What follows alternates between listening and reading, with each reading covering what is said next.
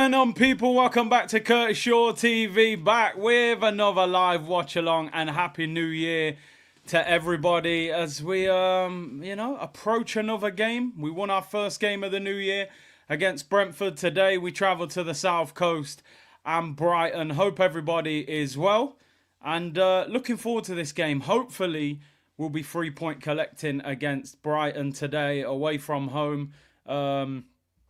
Interesting team selection.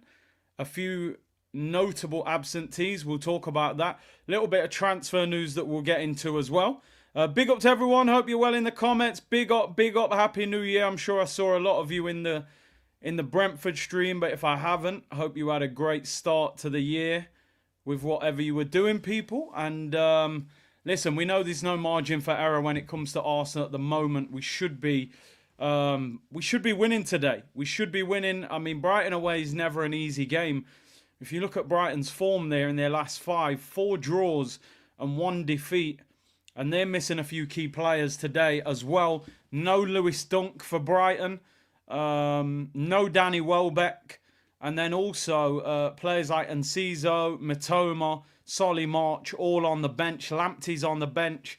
You know, we've got to go for them. We have to go for them. Lewis Dunk, you would say, has been their leader, their best centre-back. But then there are some issues with the Arsenal team, if I'm being totally honest. So we will talk about that. Before we get going, make sure you hit the like button. Let's get at least 3,000 likes today, people. And subscribe to the channel if you haven't already. Road to 100k. And I'm just going to say again, for the second time, starting from Monday next week, we've got a massive giveaway on the channel again. So make sure you're locked in from Monday, people. So look out for that one. But anyway, big up to everyone locked in. Let's talk about the Arsenal starting 11. There's a few things there. I mean, David Raya in goal, no problem. Thomas Partey at right back. I mean, we were all like, is he going to find some creativity? No dishwasher. I wish there was, Gary. We were like, is he going to get creative and not play Partey at right back? He's been our best midfielder this season, but he's reverted to him. So Thomas Partey plays at right back, which is a real shame in my opinion. I suppose, who else could you have played there? Could you have put a left back at right back? Could you have put a centre back? I don't know. But it is what it is. Partey's at right back. The 2 centre backs, Gabriel and Saliba, brick wall, just different class. Yeah, we're good with that. Calafiori plays at left back again. He goes with Calafiori ahead of Lewis Skelly. I think we all kind of felt like, even though Skelly for me has done really well at left back, he's going to go with his £40 million signing ahead of a youth team player. It's a shame, but it is what it is. Calafiori, I thought, in all fairness, he was a lot better in the second half. First half, I was concerned. Kevin, you're right. Could we have played a back 3? Then we could have left Partey in midfield. You never really see Arteta go to a back 3, do you? Which he doesn't like that. Let's go into the midfield. I mean, I'm going to be honest. This midfield worries me. I'm not sure whether... Let me just read out the midfield. Declan Rice, Jorginho, and Marino. I mean, that midfield concerns me. This is why I maybe would have considered leaving Partey in there. No, Martin Odegaard apparently hasn't been 100%.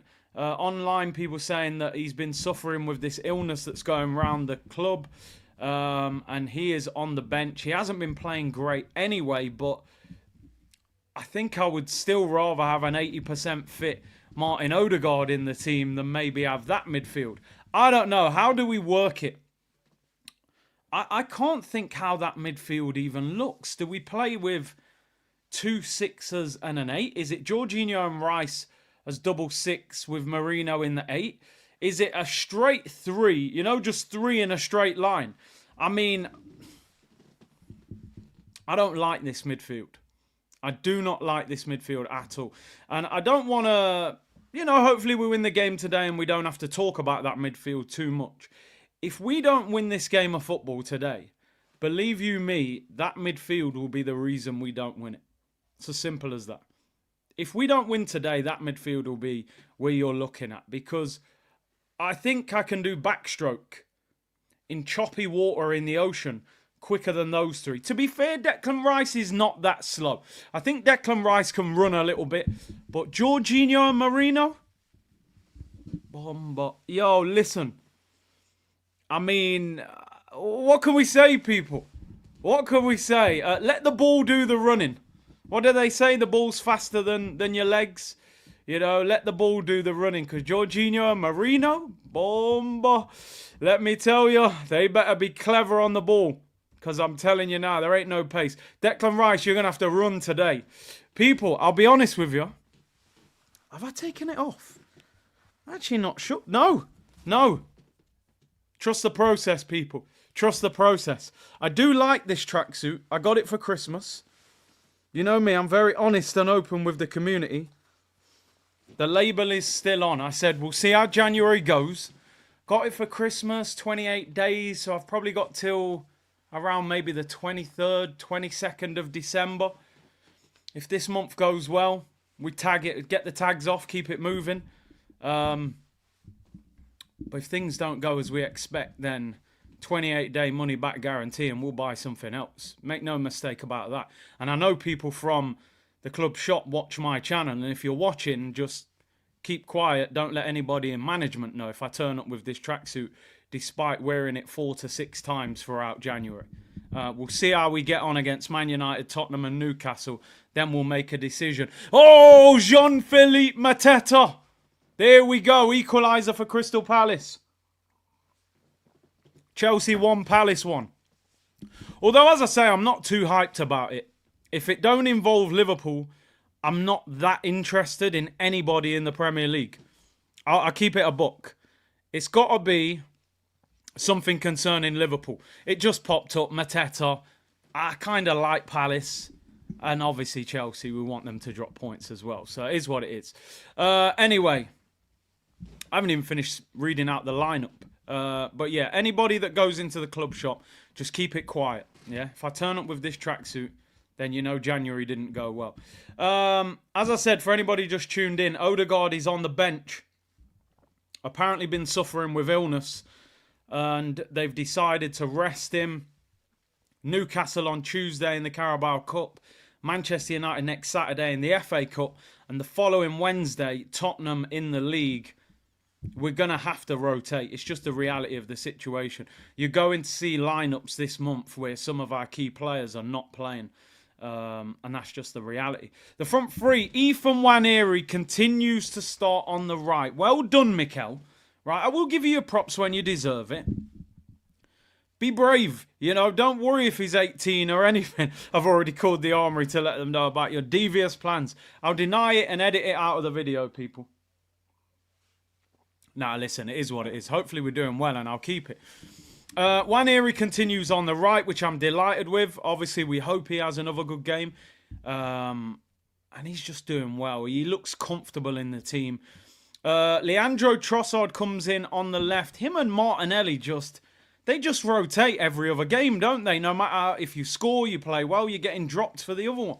It's strange that. He doesn't do that in other areas, but with those two.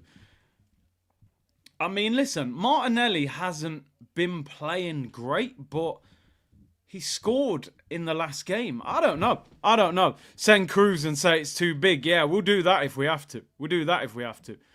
And Gabriel Jesus continues up front, which is good. He's in a rich vein of form. Let's see if it can continue. Brighton are conceding goals at the moment. And hopefully he can do it again. I'll be honest, looking at the team lineup, I'm not totally comfortable with it. But I kind of understand the situation that we're in. We have no right back available. Timber's suspended. Tomiyasu's just gone missing. And Ben White is injured. There are 3 right backs. So maybe playing a left back at right back could have worked. I think we could have played Lewis Skelly at right back. I'll be honest, I'm thinking about it. If I was picking that team, I would have played Lewis Skelly right back. And I would have played Partey in midfield. I think that's what I would have done. Just to have that. At least then you've got Partey and you've got Declan Rice in midfield. But yeah, it is what it is. Odegaard's apparently got a cold or flu. He's not going to risk him with a game in a few days' time. Yeah, even Tierney maybe could have gone right back. Apparently Ben White's back at the end of January, so we'll have to wait for that. Yeah, and is there anyone in the youth team? Surely there must be an 18, 19-year-old playing under 23s who's a decent right back. Who knows? On the bench for Arsenal, Kieran Tierney, Martin Odegaard, Norbert Neto, Kivior, Martinelli, Butler, Caballero, Lewis Skelly, and Zinchenko. And that's a good point, actually. Trossard, this is obviously his former club, so he's going to be a lot of motivation for him to play. Josh Nichols, I'm sure I read that Josh Nichols was injured, which is why he hasn't been on the squad for a few games, so maybe they could have played him. I'll be honest, the team doesn't fill me with confidence, but we're in a good run of form. Brighton are out of form. Brighton are missing a couple of key players. I think we'll be all right. Right, I do. I think we'll get through it. I don't think today will be that pretty. I'll be totally honest with you. I'm not sure today will be the prettiest. As I said, Brighton have not won in their last 5 Premier League games. No Lewis Dunk, no Danny Welbeck, Enciso, Solly March and Matoma all on the bench. 3 draws in a row, Villa, Brentford and West Ham. They lost against Palace, which is their derby game, and then drew against Leicester. The problem is, and I always say this, people, to everybody, is that I'm never really fearful of the opposition. It's Arsenal that I'm afraid of.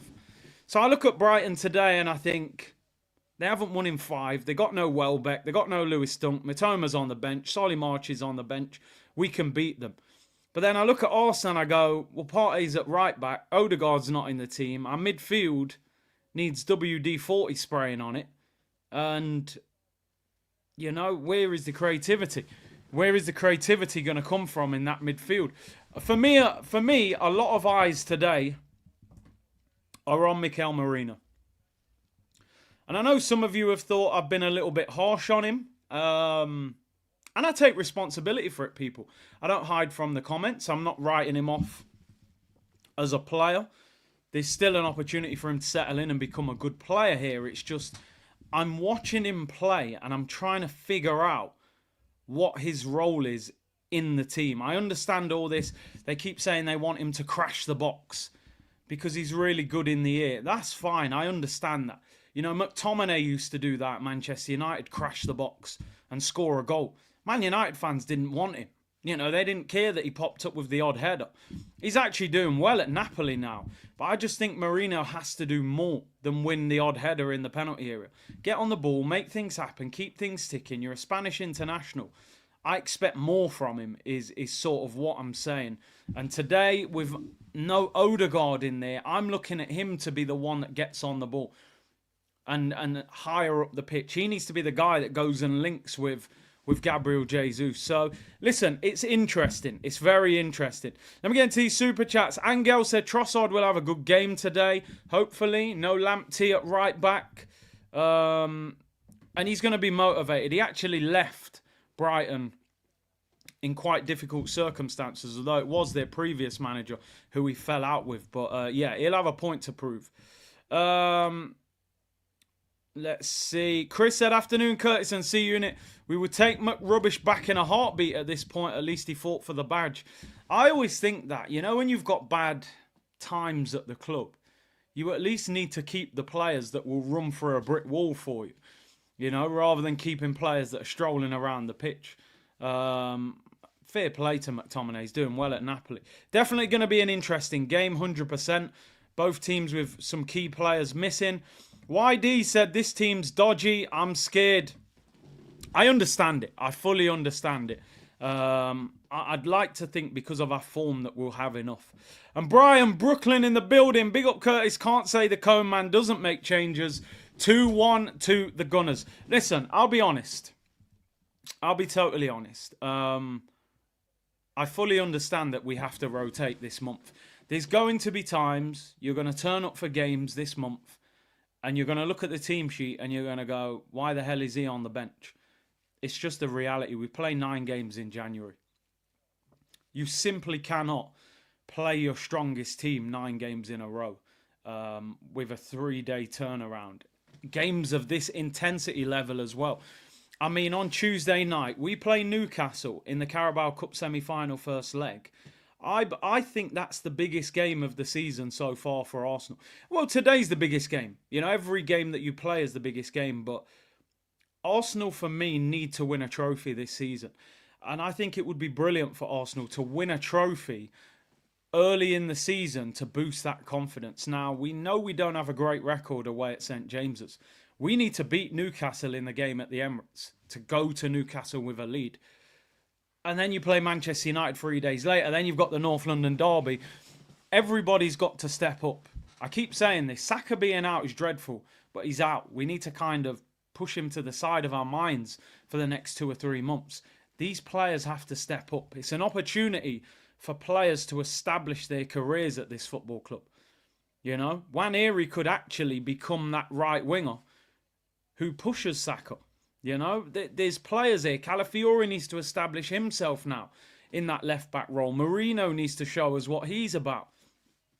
Jesus, 6 weeks ago, we'd have all sold him. Now, some people might say, you know, is there an argument there? If Jesus finishes this season well, and one of our 2 strikers has got to go in the summer, there could be an argument that Havertz could be the one that you sell rather than Jesus. Football is very fickle. I sat here 6 weeks ago. I said, leave Jesus in the Amazon rainforest. If he gets 15 goals by the end of the season, all of a sudden, we might be sitting there going, get rid of Havertz. You know, football is it can change very quickly. Where, you know, there was a story going around over the last couple of days that Florentino Perez has put Saliba down as his dream signing in the summer along with Trent Alexander-Arnold. Now, that's something that nobody wants to read as an Arsenal fan. So, you know, we've got to make sure we handle business this season. You've got to give these people the feeling of winning trophies. Right, let's have a look. Apparently, Arsenal have had a bid rejected. Let's have a look. I don't know much about this guy. But we're going to... I'm going to bring this story up now. Oh, goal. I wish there was a goal. We ain't even kicked off yet. What's going on here? Right, let's get that off. Maybe it's good luck. We're going to score. We're going to score early in the game. Igor Jesus. Is it Gabriel Jesus' cousin, nephew? What's going on here, people? Arsenal have submitted a loan proposal to Botafogo for 23-year-old striker Igor Jesus. But the South American club has rejected the offer. Botafogo values the player at approximately 16.5 million. A majority shareholder, John Textor, is reportedly open to the sale. Now, first of all, my Brazilian experts, please, somebody tell me something about him. Tell me something. Who knows about him? Please, I need information. I'm Googling. I'm going on YouTube as we speak. I believe he's been in the Brazil squad, hasn't he? I think he's played. Yeah, he's played for Brazil. 4 caps, 1 goal, 1 assist. He actually played in the Saudi league for Al Ali Shabab. 14 goals and 3 assists in 19 games. Botafogo this year, 5 goals in 22 games with 3 assists. He scored 3 and 6 in the Libertadores. 23 years of age. Look, I'm going to be totally honest. I've seen him in the Brazil squad. I'm not going to sit here and pretend. Because you know there'll be people online. Oh, he's a really good player. Do me a favour. Anybody. I want somebody tell me. Shaw said Igor Jesus is trash. A&E said we're back in Lidl. Nah, do you know what though, bro? I meant in the sense of like he's a full international. Being Brazilian doesn't mean you've played for Brazil, right? That's what I'm saying. But nah, somebody tell me. Somebody tell me. Is he good? Central C from the favelas. Glad it got rejected. He is shocking. No one said one thing good about him. They're bringing all these Jesuses in to resurrect the football club. Lidl is quality. Mad comment. Yeah, to be fair, it's not bad. It's all right. Arteta said players want to join us. Loan deal.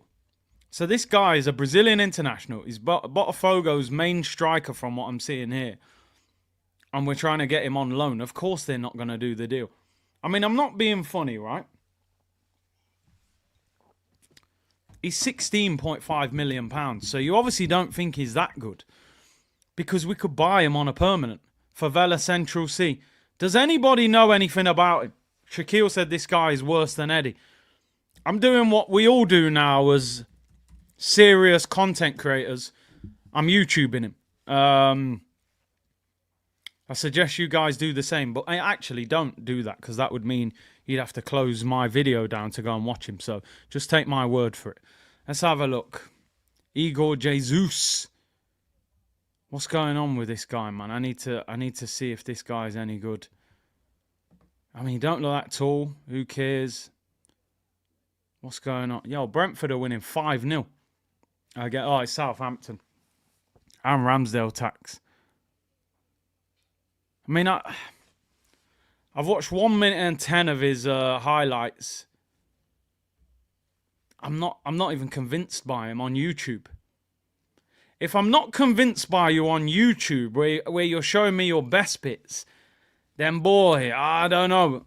He don't look great. I'll be honest. I don't want nothing to do with him. I've watched it. I've watched 1 minute and 42. I don't like it.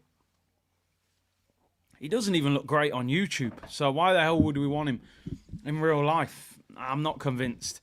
I'm sorry. A lone player from Brazil. Arsenal looking for cheap deal. I told you, there's red stickers all over these signings. Red stickers all over it. You know when you go in the supermarket late at night and the food's going out of date tomorrow? So they do it for like 70% off. This is the kind of deal it is. You're buying bread that's going to be mouldy by the morning. Don't do it. Don't do it. I'm not having this. This ain't, nah, man, listen. And people will go, oh, you know, we're meant to be trying to win a title. We're trying to chase Liverpool. This doesn't win us a league title. You're just bringing a body in to say, look, we've signed somebody. Don't do it. I'd rather you did nothing. I'd rather you actually did nothing than did something like this. What's the point in that? I would genuinely rather take Rashford, and I don't even want Rashford. I don't want this guy. I've seen enough. Does this guy win us a league title? The best community comment the other day was someone said, Mikel is the kind of guy who puts water on his cereal. Bro, I'm telling you, man, I don't want this guy. And I don't know much about him, but anyway, they've rejected a loan. They're prepared to sell him for $16.5 million. Let's see. Could be made up. Could be made up. It's coming out of Brazil. We'll see about that. We got half an hour till kickoff, people. 3,000 of you in the chat. Rashford at least has a shot on him. Do you know what? I saw an interesting story that they said Man United basically are not prepared to loan Rashford to an English club. But they said if it gets towards the end of the window and no one's taking him, they might do it. Don't be surprised. Nah, listen, I think he's too flash for Arteta, man. Wearing Louis jackets and that, man. Arteta won't have that. He's being linked with AC Milan today. Cormac said, Curtis yourself and Potsy savage Ferguson yesterday. Ferguson's 2021 kind of conversations, bro. I don't want Evan Ferguson. I don't want Evan Ferguson. Yo, big up, bro. Hope you're well. Make sure you go and follow my brothers, man. Good, the Bad, and the Ugly podcast. Big Knots podcast, man. I need to come on there soon, you know. Next time I'm in Knots, we need to sort that out, bro. I'm going to shout you. Big up, man. Big up. Big up Waz and Maurice, man. Big up yourselves, man. Jason Ato doing his work. Oh, don't worry. I'll cover from Edu. I'm going to try and get this guy from Brazil on loan. Do me a favour. Angel said eventually Gabriel and Saliba will need a break. The thing is, I mean, I feel like, I don't know if I'm being silly here, but I feel like a centre-back can play 50 games without being overexerted. Bear in mind that we dominate the ball. We have 60% possession most games. We win the majority of our games. Are Saliba and Gabriel exhausted? I think you can get away with them too. I think the problem at the moment is if you were to rest one of those two, the person coming in makes you feel nervous. I think if Ben White was available at the moment, then you could say, all right, maybe I'll rest Saliba, play Ben White at right back, maybe Timber at centre back, or maybe Ben White at centre back. I think at the moment, if you're bringing in Kivior against, let's say, Newcastle on Tuesday, you don't want to see Isak against Kivior. That's the problem for me. I get you. I think eventually, yeah, maybe Calafiori for Gabriel, because he is actually a centre back, and I would like to see him play there at some stage. HR said Saka's injury forced Mikel not to overplay players.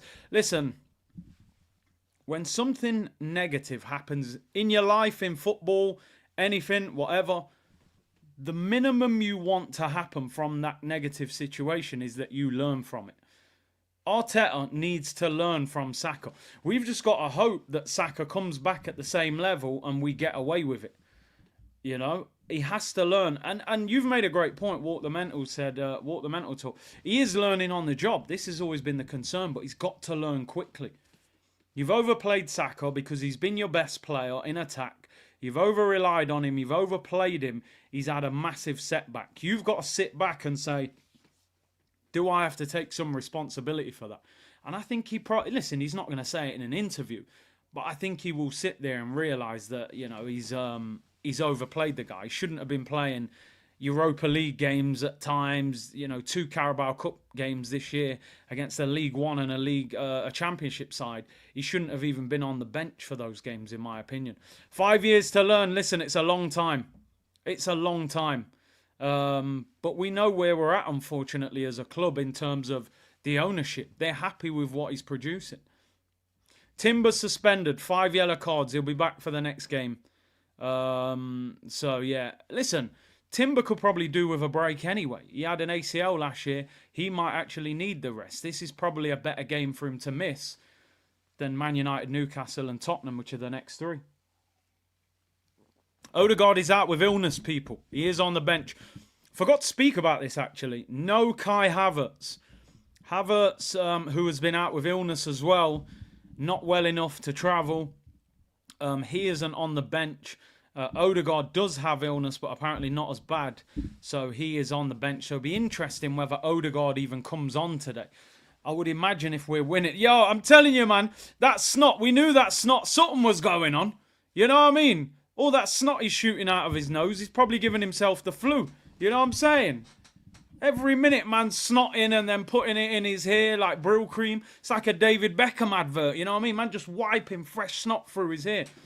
All of a sudden, you know, all that snot he's rubbing, all of a sudden he's woke up with illness. I'm not surprised. I'm not surprised. I'm just not surprised at all. I couldn't help it. It was there, you know, I had to do it. 2025, dad jokes will still remain, people. Anyway, let's... No, it's there, man. I got your comment, man. It's there. It lets you send it, man, but it slows down. It slows down. We got 3.5K in the comments. Big up your damn selves. Before I get into a what channel is the game on? I believe it's on Sky Sports Premier League. I haven't even got it. Oh, yeah, Sky Sports Premier League, people.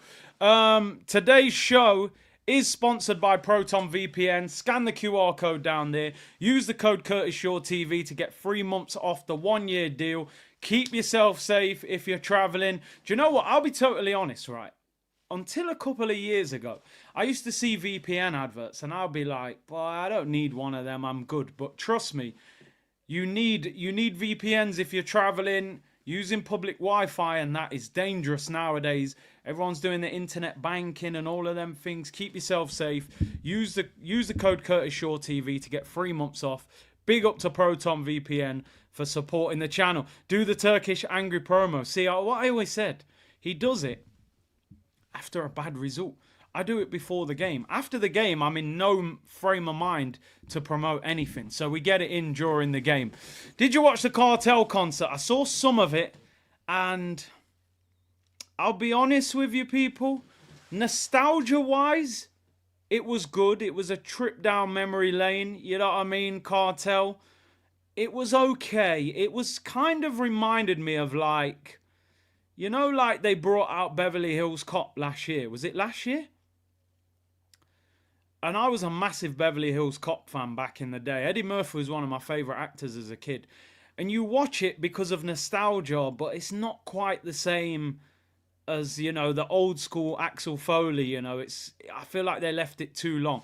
It was good. I suppose you got to remember he's been locked up for a long time. He ain't gonna be moving the same way. But the tunes were banging. I can't lie. The hits will always be hits. And I heard, by the way, Cartel's coming to wireless this year. Keros, get them clips to me afterwards, and I'll send that thing over to you as well, bro. Big up. I'll send that to you as soon as I come off stream. I'll email it over. Yeah, listen, he's been away for a long time. Some of the songs were banging, so we can't. She tell me she not let go. Me say, baby, me get.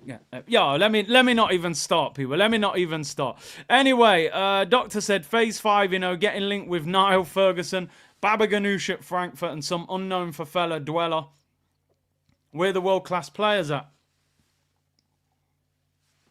Bro, I don't know. I don't know. They tricked us. They lied to us. We need Champions League football for world-class players. Who are you signing? Some guy called Igor Jesus. Probably Gabriel Jesus' nephew. And Sky Touche, Igor Sanogo, the man's trash. Ah, dear. Let's hope we get somebody better than him, you know? Banks said, give a shout out to the parish of Hanover in Jamaica. Big up, man. And Zach said, big man ting, do the other Arsenal players not think it's gross Odegaard to shoot snot out of his nose and flick? I can't, but somebody should have pulled him up on that. Do you think we'll go for Isak? I think we'll try and get him in the summer, bro, but depends how good a season he has, man. If he bangs in too many goals, I think the price will get high. And if they make Champions League football, Dan made a good point the other day. I don't actually think Isak is desperate to leave Newcastle. I think he has a lot of respect for that club. If they make the Champions League, I think it'll be very difficult to get him out of there. I think to get him out, they probably need to finish outside the top 4 and not win a trophy. So we need to knock them out on Tuesday.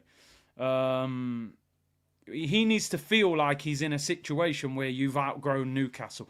You're too good to be there. You know, if he goes and scores 25 league goals, they don't win anything, they don't make the Champions League, then I think he's going to say, look, I need to move on. If they get top 4 and win a trophy, I don't think he's desperate to get out of there. They got the richest owners in the world. They might turn around to him and say, you know what, for your loyalty, there's there's 300 grand a week. We'll see. Arsenal need to put pressure on him. Go and make an offer for him. Go and offer him big wages. Look at Real Madrid, the way they get players out of clubs. Real Madrid don't just turn up and go, oh, we want to sign you, there's an offer. Oh, it's been rejected. Okay, we're going away. Real Madrid will start the process for 4, 5, 6 months. The players will be talking about it. The manager will talk about it. They'll make an offer. It'll get rejected. More interviews. Then another offer. They're working Trent out of Liverpool now. They've probably been working him out for the past 6 months. Gyökeres scored a hat-trick last night as well. So that might be Gyökeres is going to be available. They reckon for 60 million in the summer. I think Isak will cost double. I think Isak will probably cost 120. The way he's playing at the moment. Now, that's the problem. Arsenal like a bargain, but can we get Gyökeres? Let's talk about the other Brazilian player that we're being linked with at the moment. It's Matheus Cunha from Wolves. He's actually suspended at the moment. But Wolves, it's interesting because some reports online saying that Cunha is close to signing a new contract, which is a strange one. Why would you sign a new deal at a team that are 4th from bottom and could get relegated? Maybe Arsenal aren't serious about getting him. Maybe he's signing a new deal. Apparently look, it says here, Matheus Cunha could be on the verge of signing a new contract at Wolves. The new deal will nearly double his wages and also have a gettable release clause as well as a relegation clause at the end of the season. So basically, what this would do for him is, let's say Arsenal are not serious behind closed doors about getting him. He nearly doubles his wages for the next 6 months, which is good for him. He gets a signing-on fee. And then at the end of the season, there's a reasonable release clause and a relegation clause if they go down, which means he can leave. So this could all be made up. You got to remember, an agent has a very different job to what the clubs have got. All the agent is trying to do is get Cunha more money. Now, he might have just got a phone call off somebody at Arsenal. Listen, we like Cunha. Would he be interested in coming to Arsenal? Okay, we'll get back to you and let you know whether we're going to make an offer. The agent then goes to Wolves, says Arsenal want him. They're desperate to sign him in January. Arsenal might not have even said that. They might just say, look, would he be interested? How much wages is he on? What do we think he would cost? But the agent will run with that interest and go, look, Wolves, you lot are fourth bottom. He's your best player. He's a Brazilian international. You lot got him sitting on 90 grand, 100 grand a week. We need 180. Otherwise, we're going to Arsenal. So they're just playing teams around to get new deals. I'm just not sure that Arsenal get this deal done in January. I think it would be too expensive. Not too expensive to the point that we shouldn't be going for him. Too expensive that I don't see Arsenal dropping 60 or 70 million, which is what I think it would cost to get him. Because let's be honest, if Wolves sell Cunha to Arsenal, I think there's a very good chance Wolves get relegated. They're poor. They're 1 point above the relegation zone. He's their top scorer. He's their best player. Even if they got 60 million, they can't replace him. They're not going to get anybody on the same quality. So I personally, and I said this yesterday on the show with Dan, I was asked, would you take Cunha?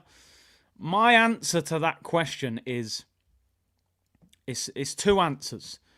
If Arsenal are going to spend 60 or 70 million, I would buy somebody else. I'll make that abundantly clear. For 60 or 70 million, I would buy somebody else. However, if Arsenal completed a deal today for Matheus Cunha, I wouldn't mind that deal because I do think he's a talented player. And the reality of the situation, sometimes you've got to look at what we've got. Cunha is outscoring every attacker at Arsenal this season, playing for a team that are fourth from bottom. 10 goals, 4 assists in 19 games. He can play on the left, he can play in the 10, he can play up front, and he's only 25 years of age. I think he's a talented player. If you said to me now, look, we get Cunha in January, and then in the summer, you get Gyökeres or Isak, that probably transforms our attack. So, for me, he wouldn't be top of my list. Because if he costs you 60 million, I'd rather get Osimhen. I'd rather try and scrape a bit more money together and get Gyökeres. But if we signed Cunha, I think it improves us. I think it improves us if we get him in. Very good dribbler, can pass, can shoot, good run of form, played at Atletico, plays for Brazil. He's a good player. He's a good player. I just hope he hasn't just used us to get a new contract. Yeah, definitely an upgrade on Trossard, in my opinion, and younger. Cunha equals Sesko, Curtis. Think about that. I hear you. That's the other side, isn't it? If you spend 60 million on him, that probably makes you think they're not going to spend another 100 million in the summer on somebody like Isak. Get Tony on loan. Tony on loan would be an absolute no-brainer. Lawrence said, in the 1997 Copa America, Brazil's attacking duo was R9 and Romario with Rivaldo in midfield. Now we have Jesus and Richarlison. What has happened? I mean, do you know what? I could talk about this sort of situation. We could do a show for 2 hours talking about this, you know. And you look through loads of teams, to be honest, and the countries, and you go, look at the players they've got now compared to then. How can Brazilian football... Brazil, to me, was the mecca of football growing up. Brazil was like, you always looked up to a Brazilian player. Ronaldinho, Rivaldo, Romario, whoever. Joao said he got banned for no reason. Go easy, mods. It's strange. I think football nowadays, you've got to be able to play in a system and you've got to be an athlete. They're the two things, in my opinion, that I think are vital in the modern game. Depending on what position you play. But you have got to be able to play a system. Now, you look at Ronaldinho. Ronaldinho was a free spirit. left, right, drift, go past 3 players, flick it over his head. If Ronaldinho was doing what he was doing at youth team level now, the coach would probably not like it. The coach would probably take him off and go, yeah, but you've lost the ball. Or, you should have passed to him. Or I just think now, you look at Jack Grealish at Aston Villa. One of the most exciting wingers in the Premier League. I wanted him at Arsenal. I wanted Arsenal to spend big money on him. Now, Grealish has gone to Man City. He's on 250 grand a week. He's won multiple titles. So on one hand, you could say he's had a successful career. But Pep has completely systemized him and said, get the ball, pretend to take him on and pass inside and create space for other people. The game is so systematic now, and that's the problem. There are a lot of players that look like they're being controlled with a PlayStation pad. There's hardly any skill. There's hardly any nutmegs. There's hardly any step-overs. You don't see flip-flaps anymore. You don't see highlight reels. Remember back in the day, Soccer AM, they used to do a showboat. They'd do like the 10 best skills of the week. You couldn't do that show anymore. You'd have about 2 skills on it. Probably Vinicius Jr. and, I don't know, 1 or 2 others. The game is so system-based now that you're not seeing the same level of individual brilliance. You're just not. You're just not. Back in the day, and I know, I probably am signing like an old man. Back in the day, Rodri could never win the Ballon d'Or. Impossible. Rodri can't win the Ballon d'Or 20 years ago. There's no chance a defensive midfielder can win the Ballon d'Or. A DM who's good on the ball that can pass. What, like Pirlo? Like Xavi? These guys were absolute world-class monsters. They couldn't win the Ballon d'Or. Why? Because those attacking players in front of them that were ripping people apart, your Ronaldinhos, your Ronaldos, your Messis, your Rivaldos, they were excitement and end product. If you vote, you ain't going to vote for a DM that plays 400 passes a week. Busquets, that man can't win the Ballon d'Or. And it's not because they're not good enough. It's because the role was not seen as, you're not a match winner. You're somebody that keeps things ticking. You're the engine, but those guys at the top of the pitch are the match winners. But now, DMs are costing 105 million. No disrespect. Because I met this guy a few times. I like him on a personal level. And I think he's a brilliant player for us. But Declan Rice, right? And please don't take this in a disrespectful way. Declan Rice costing £105 million, when you really think about it, is absolutely insane. If you said to me what's Declan Rice's best qualities, it's his ability to run around and tackle and win the ball back. That costs you £105 million. You get man for 30 mil doing that 5 years ago. Very good. 105 million. N'Golo Kante cost 35 million. The game's crazy. It's kind of all flipped. It's all flipped and changed, But anyway, let me not harp on about that for too long. But it's a totally different game. 105 mil for a DM to win the ball back. That would never have been heard of. HR said Mikel has given up on the Prem, EFL and Champions League is the goal now. He still wants it, but I don't think he has given up, HR. I don't. I just think we've got so many games in January. Has to rotate.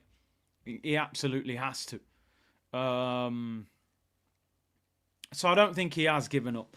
If we were to drop more points, then maybe. I am doing Liverpool Man United tomorrow. 4:30 kickoff. Is it 4:30? 4:30. I'll be live from 4 p.m. Make sure your notification bell's on. And Jordan said, Big C, would you sell Willow if Isak was guaranteed? What, Saliba? No. No. Arsenal have been doing this for too many years, bro. We've been doing this for too many years. We have a 100-piece jigsaw set.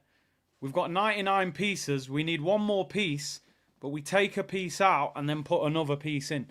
There's no point. There's no point. Saliba, we can't replace Saliba. We can't replace. He's irreplaceable. You can get another centre-back that will come in and have a great partnership with Gabriel. You can't replace him.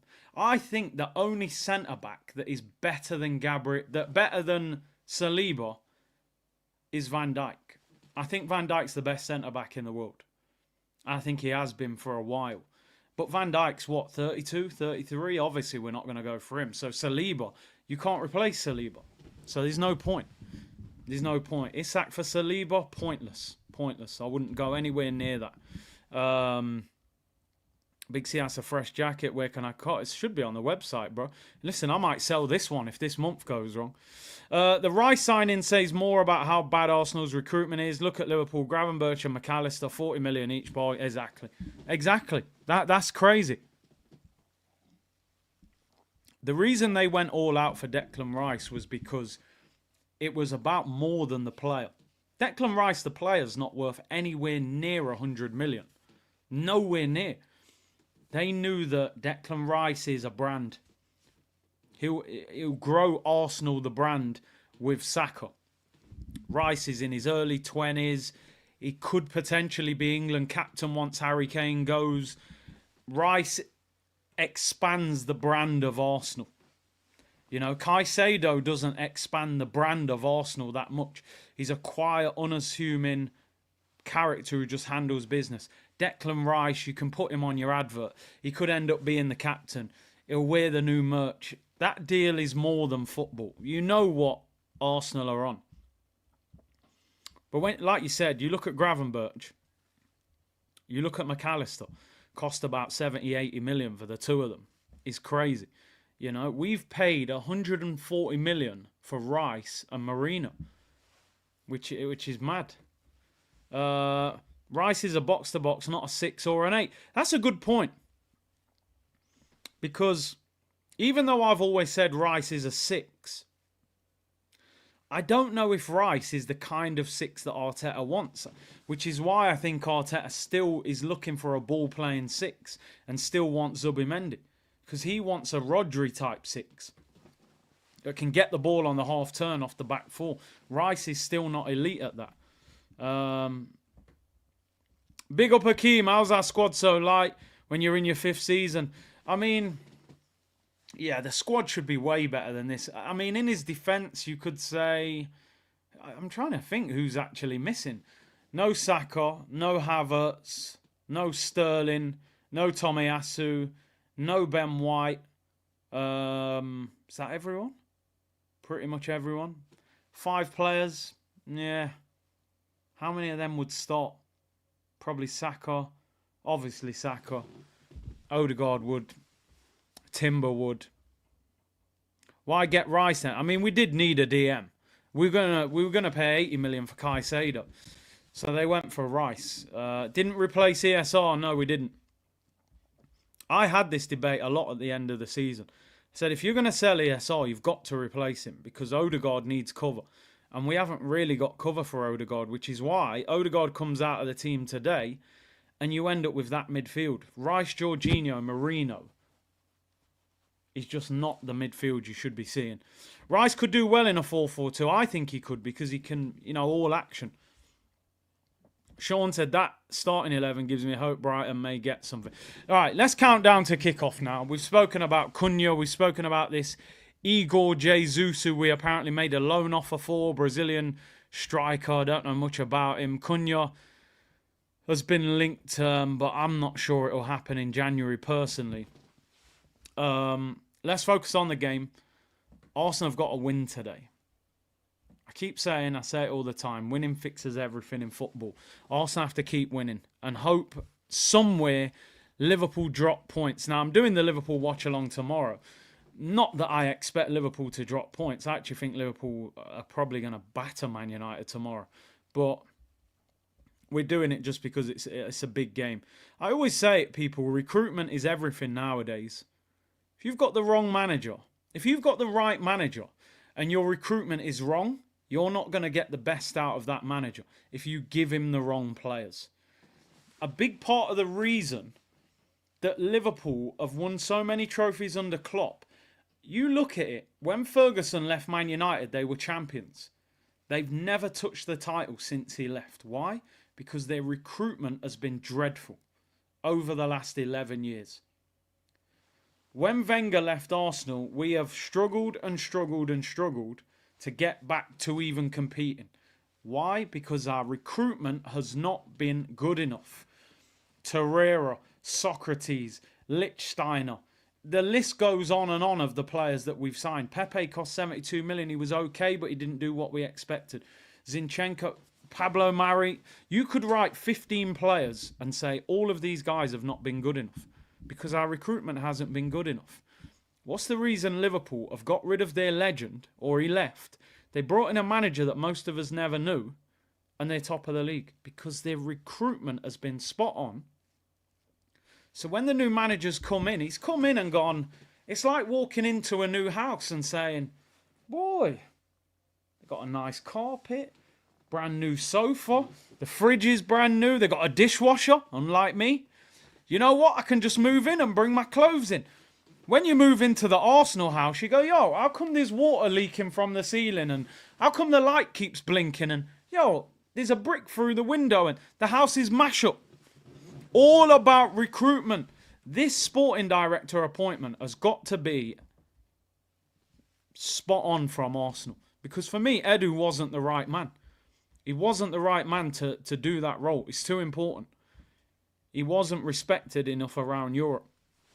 And you've only got to look at the deals. How can you go to Chelsea, who spent 75 million on Kai Havertz? They viewed him as a player they wanted to get rid of, which means you should take at least probably a 30% hit on what you paid for him. And you gave him 10 million less than what they paid for him. Now, let me put that into perspective. We bought Pepe for 72 million and we sold him for 3 million. Bought him for 72, sold him for £3 million. We bought Aubameyang for 65 million and we gave him away and celebrated. And he went and won the La Liga title. And Lacazette cost 50 odd million and we gave him away. They got 65 million for Havertz. It's crazy. So the next sporting director appointment is vital. Needs to be spot on. Cormac said, Curtis, would you have sacked Wenger for selling Van Persie? That transfer was the end of him. That was game over. You sell your best player to your biggest rival, you've lost, you've finished. United Condors with Silvestre is one of the worst players I've ever seen play for Arsenal. He really is. And Gorav said, Arteta likes defenders who are midfielders, attackers who are defenders, goalies who are centre-backs, and strikers who don't score goals. That is a brilliant comment. That's bang on, by the way. Anyway, people, the players are on the pitch. I'm sticking by 2-1 again. I went 2-1 against Brentford. We done them 3-1. But I'm going to go 2-1 again today. I hope it's more comfortable than that. But I'm going to go with that. What do you guys think? 4,300 of you in the chat. Big up the Twitch gang as well. Conrad said, for example, we gave Ramsdale a contract, then sold him 4 months later at a loss. Gave Tommy a pay rise last season. Terrible use of resources. Yeah, again, you know, Ramsdale was a better player when he left Arsenal than when he signed for Arsenal. He got in the England squad. He got in Team of the Season the year before. Yet we got less than what we paid for him. It's crazy. But yeah, anyway. Was he in goal today? They got battered. Let's see some of these scorelines. 4-2 Arsenal, 3-0. Lynch said, see, sports in general has been hijacked by consumerism. Athletes on ridiculous wages. Fans constantly gorged. It's all about money. Sports lack heart these days. You make a good point. Alan says 4-1 Arsenal. E. Ross going 1-1 draw. Come on, English tax Ross, man. We got English tax in there. Who've we got? Rice is in there, man. We'll be good. We'll win. A draw would be a disaster. 2-2 for Liverpool, said Liverbird. Listen, I respect it. A. Ray said, Curtis, you keep making me laugh the way you get on with the banter. No dishwasher, Shaw TV. I think 2025, for me, is the year of the dishwasher. I think I've got to, go and get a dishwasher. Especially while the sales are on as well. You know, Arsenal are looking for bargains. I might try and get a bargain dishwasher. Elliot said 2-0 Arsenal. Nwaneri, second Premier League goal. I hope he scores, man. Mohammed, big up yourself. We should not concede. We have 3 number 6s. Well, you could almost say 4. We've got Partey, who will probably invert. You've got Rice, Jorginho, and Marino's not quite a 6, but Yeah, nearly. Go fund me a dishwasher. Aubameyang was sold by Barca. Yeah, they got 12 million plus Alonso off Chelsea. You should do a live stream reviewing the dishwasher. I would do it for banter. Just hope I don't flood the house. Soaking those dishes in the sink. Yeah, it's so like 1998 that, innit? Sell that jacket for the dishwasher. We'll see. We will see, people. Listen, big up to everyone locked in. Do me a favour. Get the likes up. I don't know what we're at, so I will check. Hopefully. I always like to be at 1,000 likes pre-kickoff. It just settles everything down a little bit. Happy New Year to everybody locked in. As I said, from Monday, we've got a big giveaway on the channel. So make sure you are, part of the community to be involved with that. We're at 950 likes. Let's get there. Only need 50 more of you to get that 1,000. The players are in the circle. They're playing in the black kit today. Odegaard is out with illness, bro. He is on the bench, but apparently not 100%. Havertz is out of the squad. Tottenham lost to Newcastle. Yeah, I mean, I expected them to lose. What made it more funny was because they were winning, they probably got hyped thinking they're going to get 3 points and still ended up losing. And they lost late in the game as well. Come on, Arsenal. New year. If we win today, Liverpool will only be 3 points ahead of us, although they're playing Man United tomorrow, so that probably won't last long. Come on, people. Let's do this. We need a win today. And no Lewis Dunk, no Danny Welbeck for Brighton, and some of their other key players, Mitoma and Ciso, Solly March, all on the bench. Remember, Brighton have not won in their last 5 games in the Premier League. As you can see from the, where is it? That side? No, that side. Form table there. 4 draws and a loss in their last 5. They are not playing well. They're really not playing well. So we'll have to see. Here we go. Arsenal on the ball. Brighton seem to be pressing, by the way. Jesus, unlucky there, tries to hold it. Have we scored yet? I wish we had. If Brighton wins, bring back the merch. Yeah, listen, if we lost this, title's over. It's that simple. We have to win. We've created this pressure with what happened earlier on in the season, 100%. But I think we'll win today. I think we'll win. Big up to everyone locked in. Hope you're well. Thomas Partey finds Jesus. What are you lot doing? You're getting in each other's way. Calafiori, left-hand side. We had half a chance there. 2 of our players got in each other's way. Trossard, who's going to be very eager to prove a point, being as he's a former Brighton player. So he needs to not overdo it today. What's going on here? I'm smashing up my phone, people. We had an early opportunity there. Partey chipped it into Jesus. I think it might have been Marino. He got in his way. Or they got in each other's way. Trossard should be bang up for this. Fulham and Villa cost us last season, yeah. This season I would probably say Everton and Fulham again, actually. You could probably name 4 games. I think Liverpool we should have won. I think Bournemouth, even with 10 men, I don't think you should have lost that. They're booing Trossard. Yeah, so I just saw that. What is that about, people? I don't know how true that is. Apparently the United-Liverpool game is in danger of being called off. Why is that? The weather's... Is it because it's meant to snow tonight? I don't know. I don't know what the reason is behind that. Fears are growing of a possible postponement of Liverpool versus Manchester United. The Met Office has issued an amber weather warning for Merseyside, the threat of snow and freezing ice. Interesting. If that happens, there won't be a watch-along, of course. Snow expected tonight in England, people. Brighton in possession. I remember, what game did I watch? I watched Brighton when they played Crystal Palace. And I thought they were awful. Honestly, Brighton are a team over the last few years I've really respected. And they are dangerous. They've still got good players, Adingra's direct. Joao Pedro's a good player. That Baleba's having a good season. O'Reilly. There's somebody in the chat that kept telling me about O'Reilly. How good he was. I think he played for Celtic. Oh, mate. Man United are desperate for that game to get called off. Here come Brighton. Joao Pedro. Corner of the penalty area. Ball whipped in, headed away by Saliba. Hey, good footwork there by the Brighton player. The snow will actually save Man United from a battering. Delay it till later in the season. Bruffy said they play American football in the snow and ice. You Brits are getting soft. Curtis in the community. Hey, listen. As a kid, I played football in light snow, not heavy snow. Obviously, if it's too heavy, the ball doesn't move properly. But, you know, health and safety is everything nowadays, right? They'll call a game off if they have to. Expected snow. Yeah, there you go. XG, XS, all of that. Liverpool. Yeah, listen, Arsenal need to win today. 3 points behind Liverpool if we win. And even though they'll have 2 games in hand, we need to create that pressure. Brighton on the attack. Great block by Saliba. Partey covers it. Jesus lays it back to Calafiori. Here's Leandro Trossard. Apparently he's being booed. I want to turn that up, actually. I want to hear. I don't think the mic will turn it up.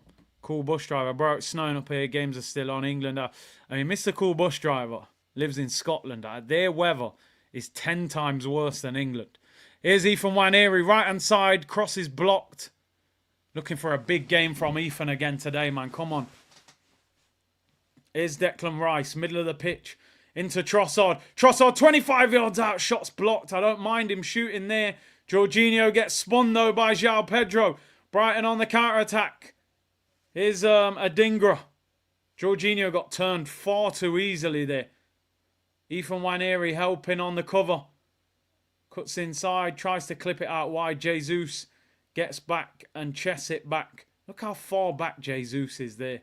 I know it's great from a defensive point of view. They play out really nicely there, though, to be fair. You just think sometimes, do you want your striker that far back? Although he is back at the top of the pitch. We've got a lot of bodies in midfield because you've got Jorginho, Rice and Marino and Calafiori's inverting. Here's Trossard, left-hand side.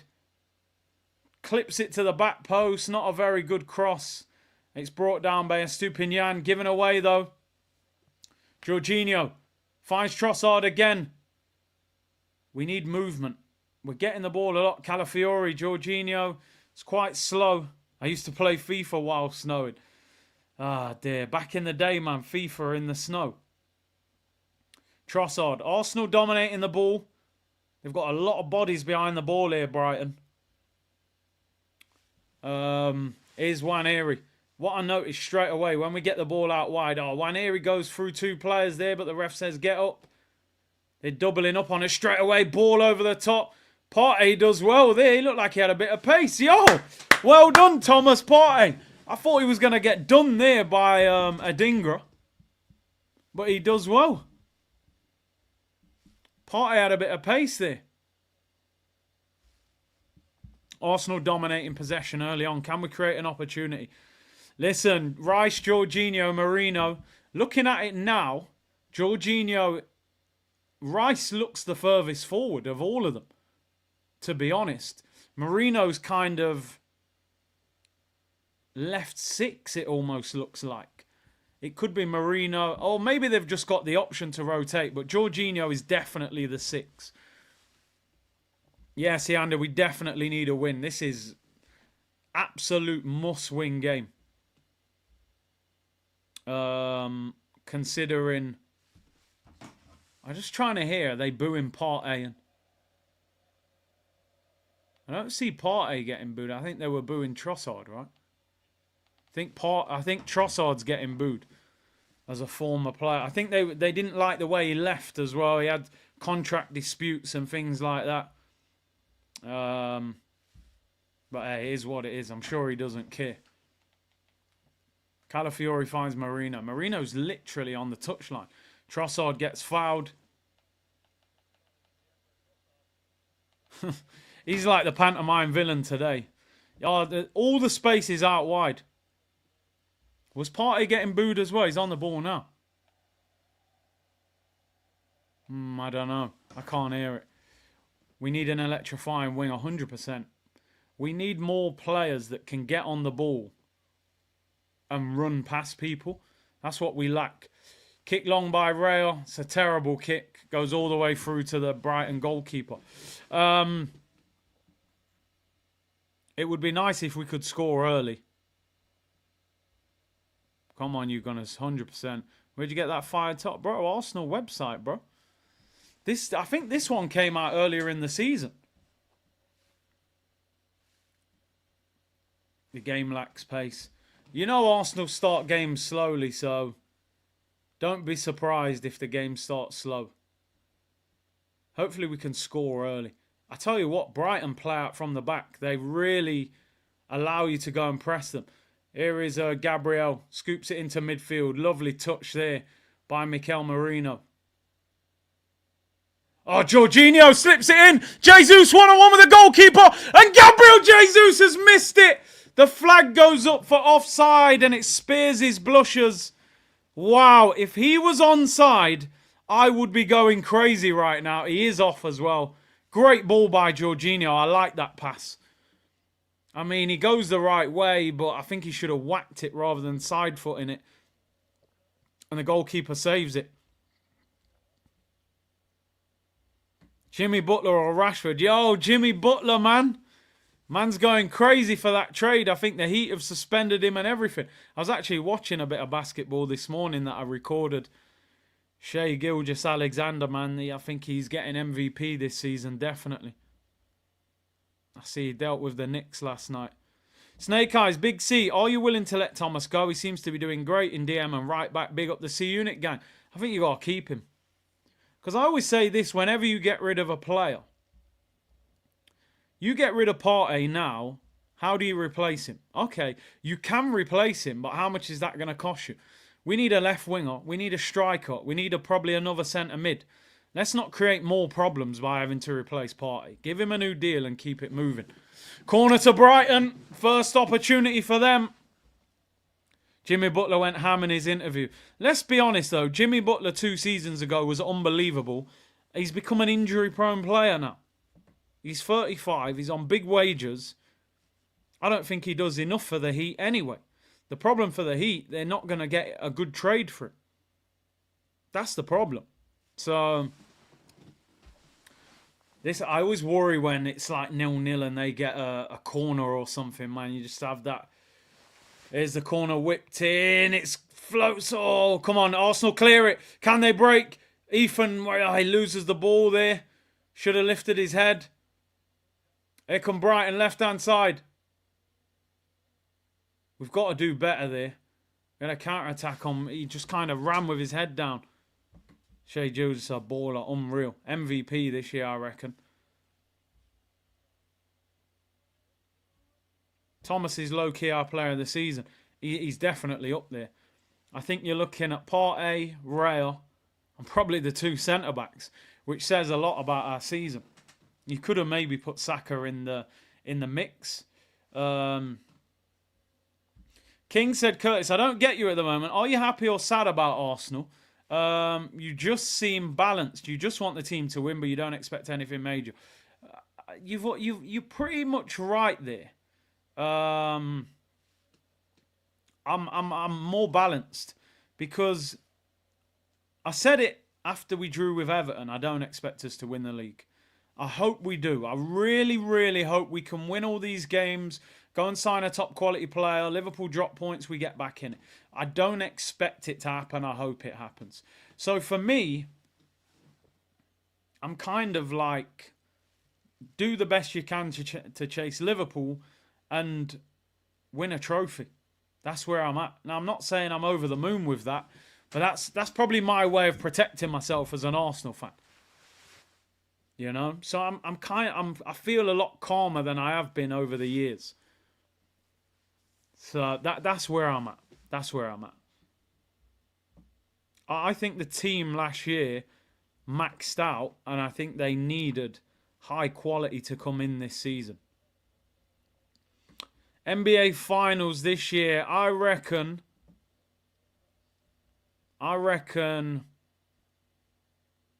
Yeah, OKC against Boston Celtics, probably in the final.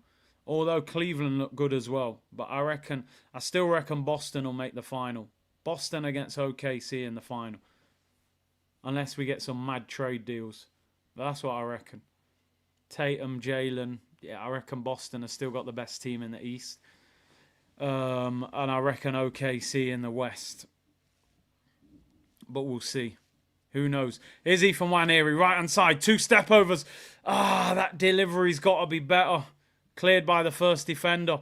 He actually got a yard on Estupinian there, but the cross wasn't good enough. No nicks. Nah. I don't think they've quite got enough. They've improved. Cat and Brunson, but I think they need one more. I think they need one more. Raven said, I'm from Cleveland. It's frozen wasteland right now.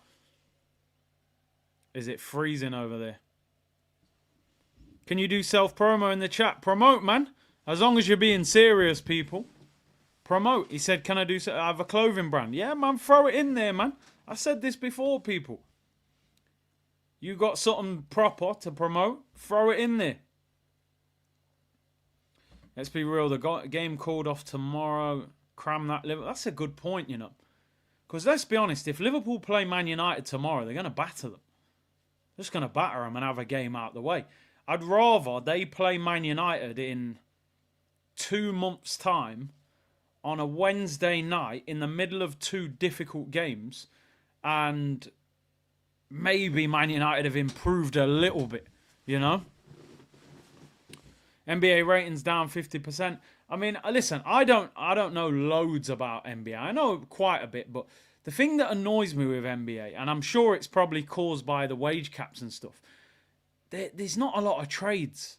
I watch the NBA and I'm like, I wish this player would go there, or it doesn't happen often, does it? Here's Ethan Nwaneri. He's in acres of space, right-hand side. Great opportunity. Ethan Nwaneri! Ethan Nwaneri! Remember the name! A star has been born, people! 17 years of age! We've been looking for the new star boy! We may have found him! Most players would have passed that ball, but not this kid. Lovely finish. Here he is. What a ball. Mikel Merino, lovely pass. I'm thinking, play this to Declan Rice. No, you don't need to. Goalkeeper should do better. And Ethan Nwaneri scores. Elliot Roberts, I think he called it. Keeper should do better, but listen, you don't shoot, you don't score. This kid is a star. Release him from the trap house. He needs to play. Ethan Nwaneri, he's one of our own. He's one of our own. He's one of our own. Ethan Nwaneri, he's one of our own. There we go, people. Eve, 17 years of age, scoring in the Prem. I was in Iron Apple, ordering sambucas. What a player. What a player he is. Second Premier League goal. I'm so hyped. I'm so hyped. I love that. A Star is Born. Who sung that? Every day a star is born. Who sung that song? Was that Jay-Z? Ethan Nwaneri. 17 years. No, relax. This kid's a real talent, you know. I think we've unearthed 2 ballers, you know. Skelly and Nwaneri. Jay-Z and J. Cole. Yeah, man. I'm hyped. 1-0 to the Gunners. Goalkeeper's had a stinker, by the way. He should save it. It's not even a great finish. But it went in, so who cares? He's tried to open up his body. Thierry Henry kind of finish. It's kind of straight at him.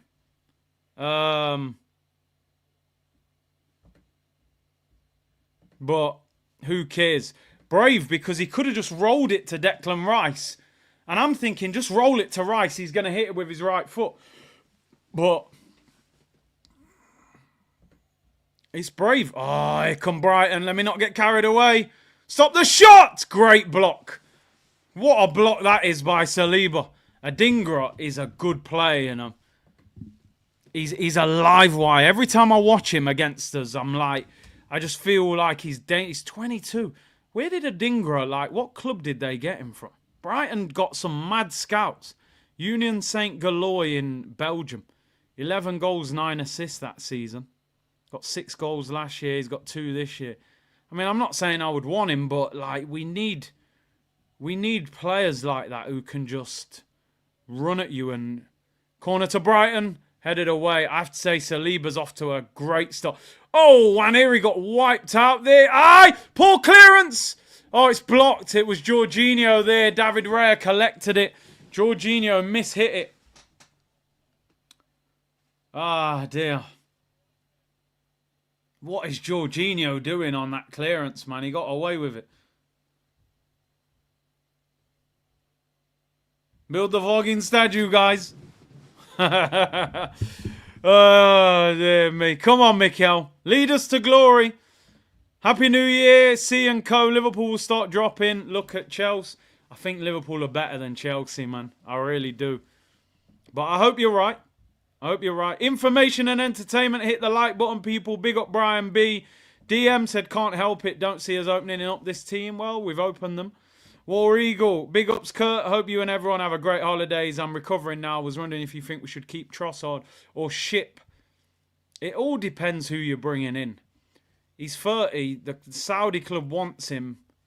It depends. If they come back, let's just say, for example, we turned down apparently 35 million euros, which is around £30 million for Trossard.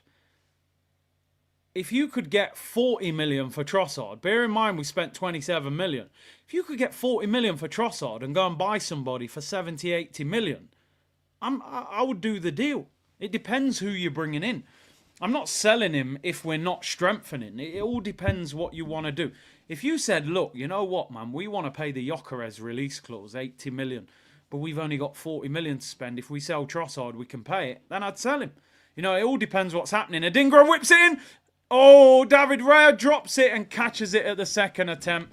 Referee's given a free kick to Arsenal. Anyway, Raya is down on the floor. Hopefully he's not injured. I look at Trossard as, listen, he's been a very good impact player. He scored some vital goals for us. One thing I think Arsenal make mistakes over the years. I think they miss out on the right time to sell a player. I look at Trossard now. We paid 27 million for him. He's in his 3rd season. He's 30 years of age. 3 goals this season in 20 appearances.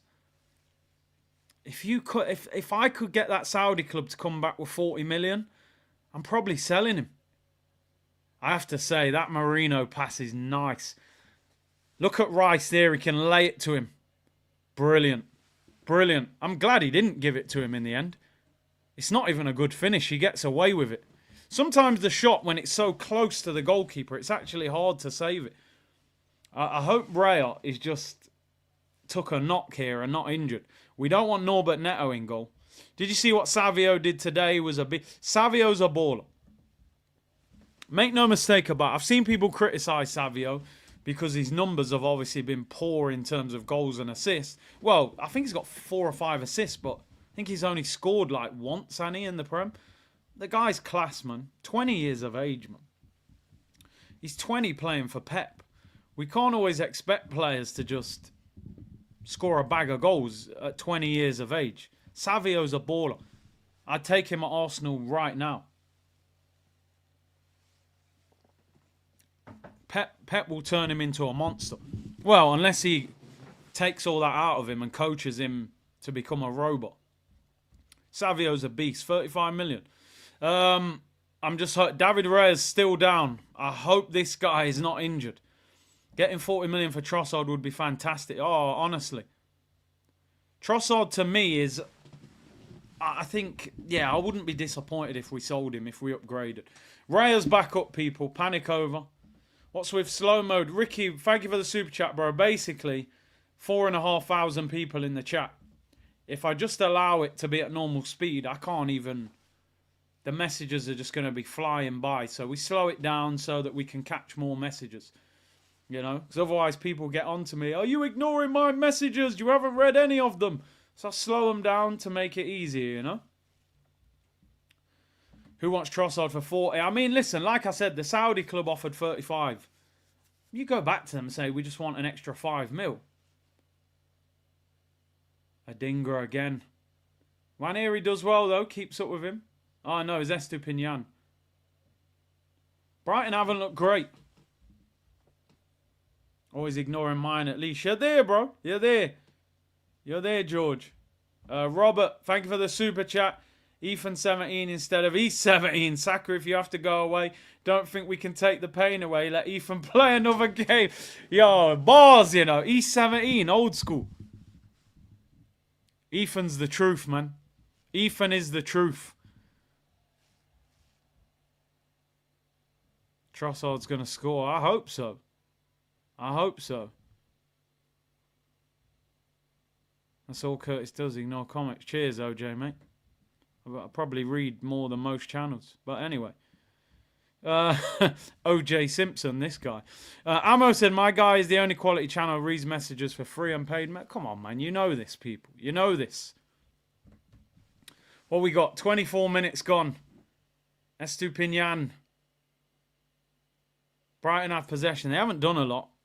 I swear Marino is so slow. He's still in 2024. Oh my day. Listen, he played a good pass to Marino. Here's Thomas Partey, the marauding right back. Finds Ethan Nwaneri. He's even overlapping him. Nwaneri gets fouled. Estupinian pushes him over and wins a free kick.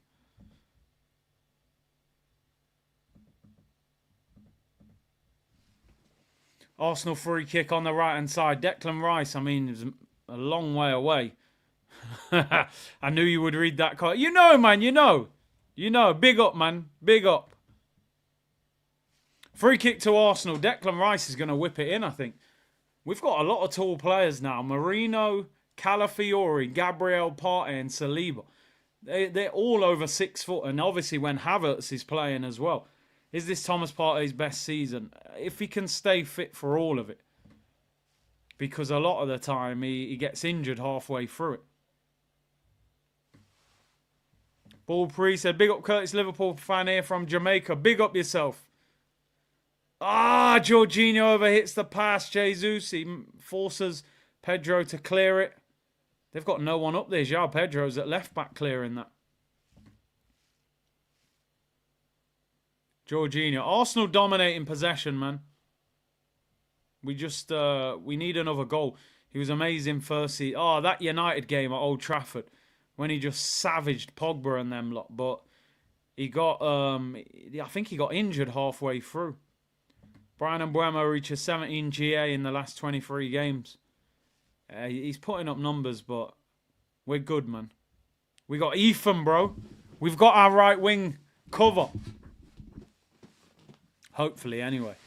Let's get another goal. I feel if we can score again, well, even 2-0 is never completely safe, but I think we can put these up to the sword. Ball over the top, looking for Jesus. Ball didn't have enough power on it. They've played out well there. Jeez, this guy's driving through midfield. I think that's, is it Grunder? Brighton just... That Baleba's a good player as well, man. Very good player.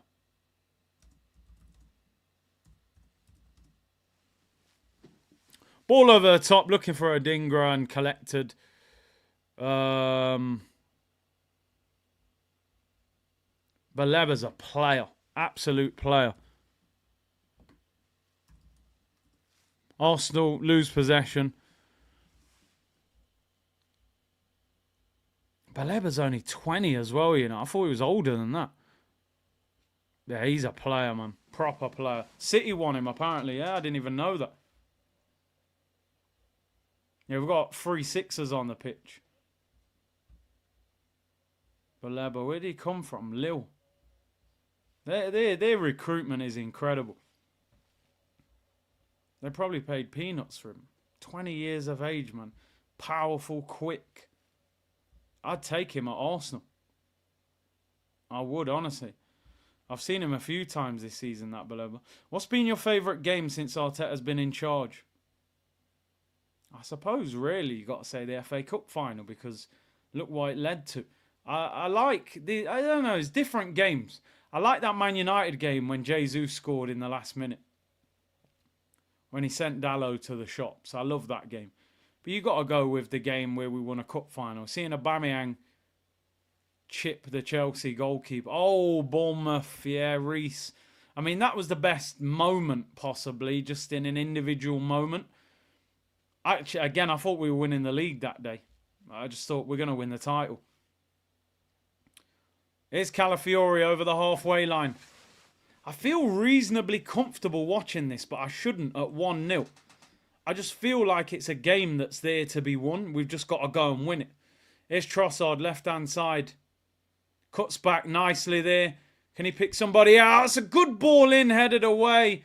Good defense. That was a good ball by Trossard. Gabriel gives it back to him. Arsenal playing well. We just got to create another chance. Yeah, Baleba, man. Energy, power. It's good, man. Ross said my favourite game will be Arteta's last game at the club. Oh, my days. There's Gabby Jesus. I mean, I'm just looking here. We don't have attacking options. Oh, Martinelli. Odegaard, who's not well. I would try not to bring Odegaard on.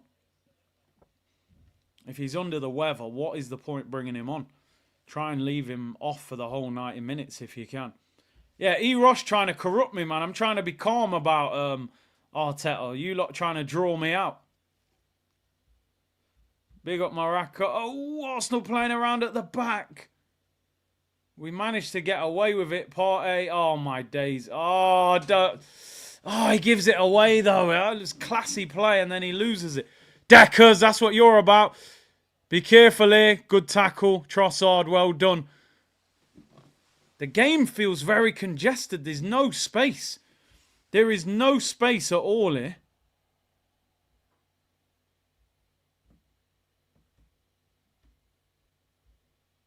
Marino plays in rewind.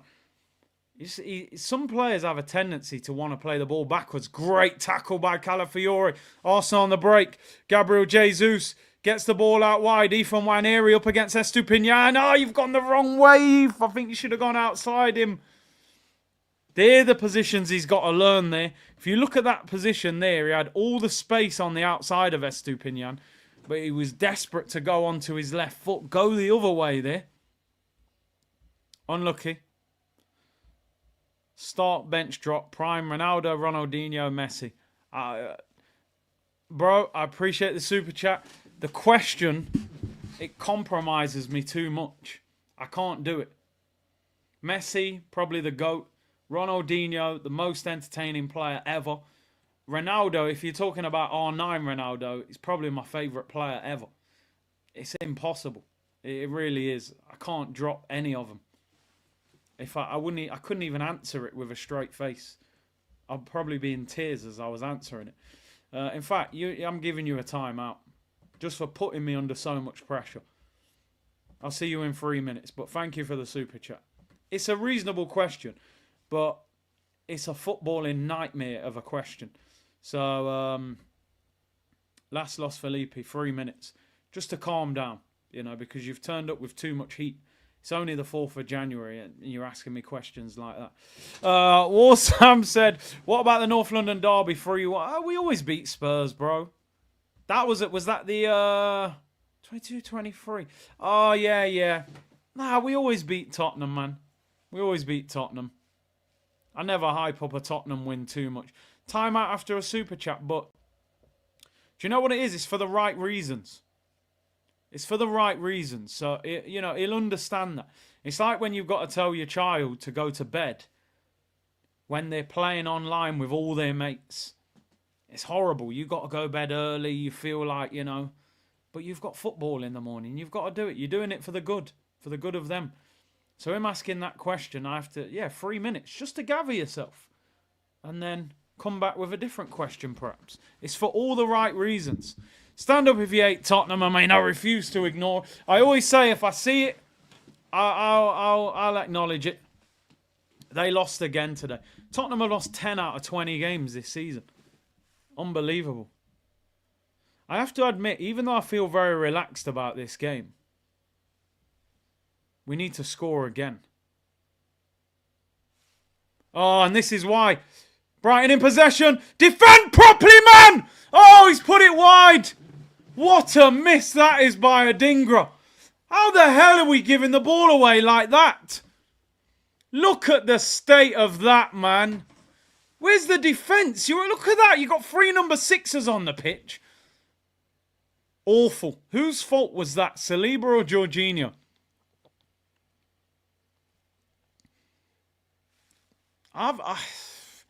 Saliba's got the ball to him, but he's under pressure. But Jorginho, you've turned into a player.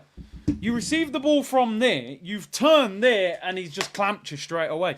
You're supposed to know that he's there, bro. Pop that off one time or control it and protect him. I'd say that's Jorginho's fault. Saliba's probably encouraged to play that pass by Arteta. You see Rodri take that kind of pass all the time. Now I'm not as comfortable because all of a sudden they're growing into the game. It's why I said with Dan yesterday, Jorginho would be gone in the summer. He'd be gone for me. He's not that guy. He's not the player he used to be. He's not a terrible player, but he's way past his best. Big up Caleb, new member. Big up yourself, bro. No man is touching prime. Pirlo, centre mid. He was an artist. He was just an artist of a player. I love watching him play. Them guys there are just different players, man. Rory said, look at Mr. Press-resistant Jorginho. Yeah, Jorginho needs to go back to Syria or go Saudi, bro. This ain't him no more. He's not a terrible player. He shouldn't be starting for Arsenal in a title race. Let's be real. Chelsea got rid of him because they felt he was past his best. He's 33 years of age, man. Come on. He turns 30... No, he's just turned 33, to be fair. He don't turn 34 till December.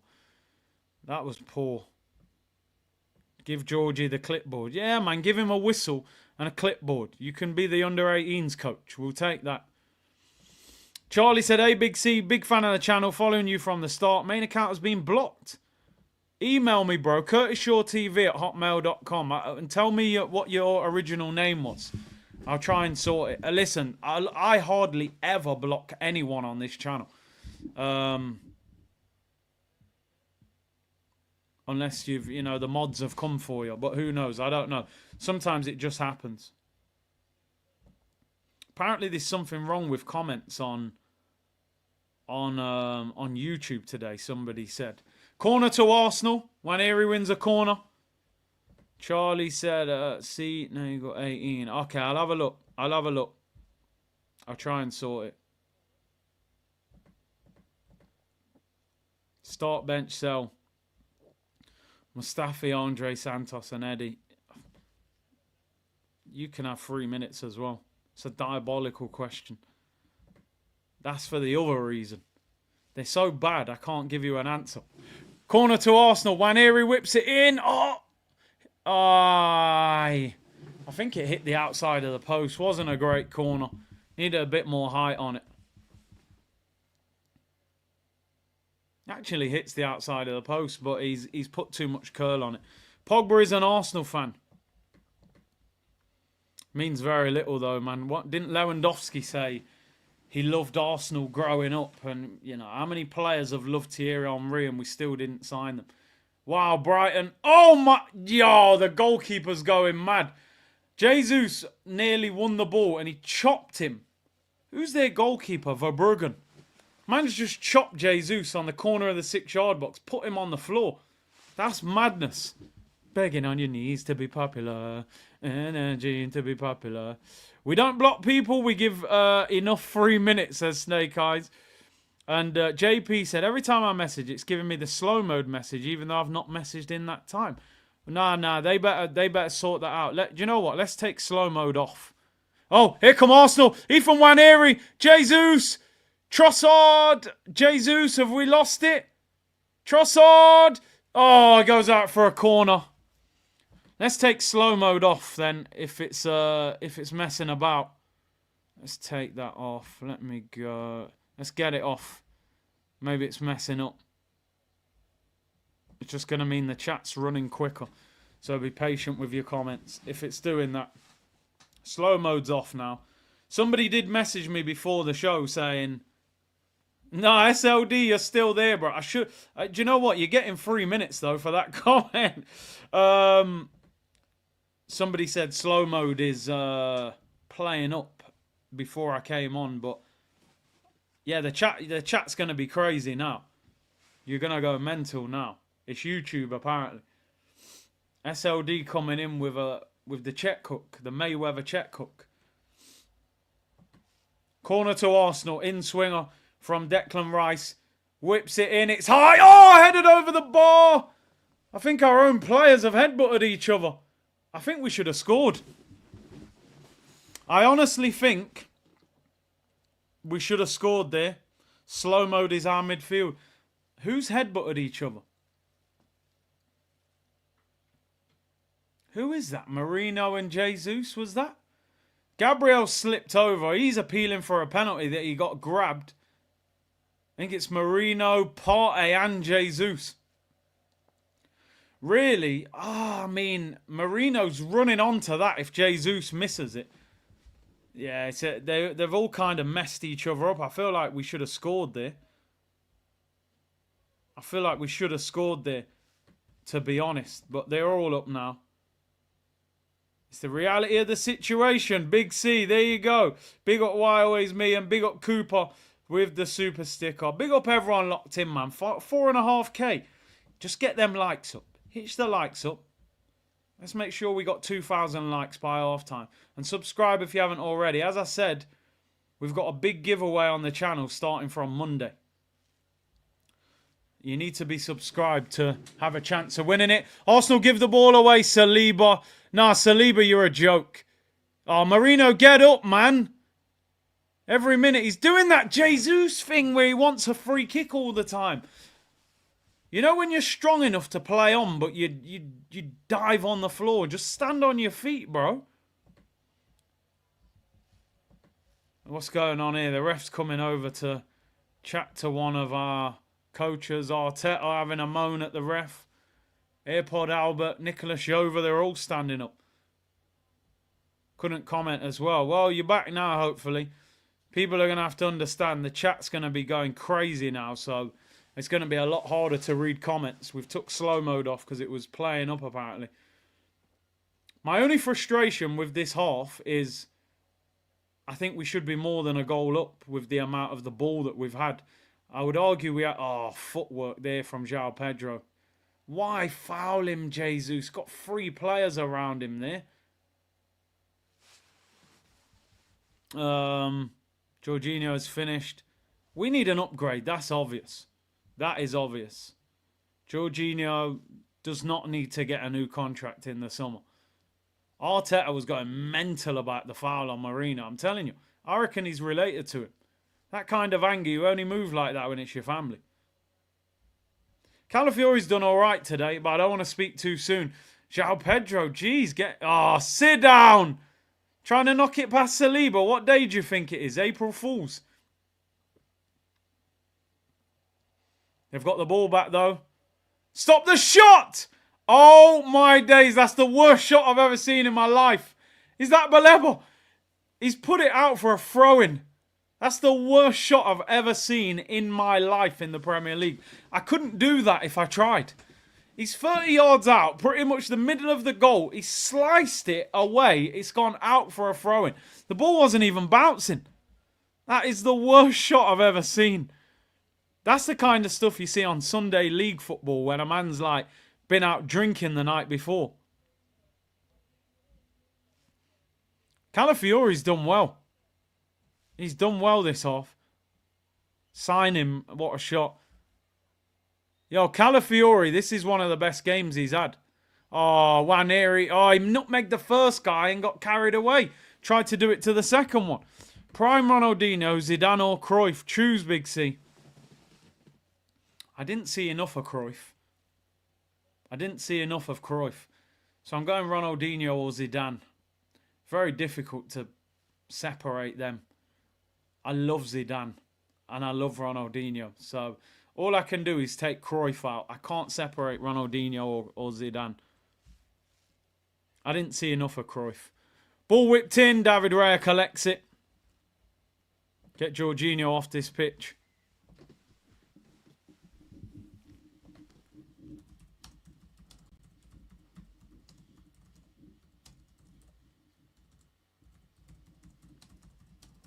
No new contract for Jorginho this summer, I'm telling you. We do not want to see that. Fio! Dino, the joy he brought. Yeah, I hear you. Probably the Brazil tax, I would lean towards Ronaldinho. I think he's possibly the most enjoyable footballer I've ever watched, to be honest. So I would just... Thomas Tuchel's there. Hey, Nwaneri, man, give him the call up. Oh, Ethan Nwaneri. The game's not great. The game isn't great. I'm not going to lie and say because we're winning, we're playing well. Jesus does well there. Finds Partey. Just give it him early. Don't wait. You're going to make... Yeah. What was the point in that, Partey?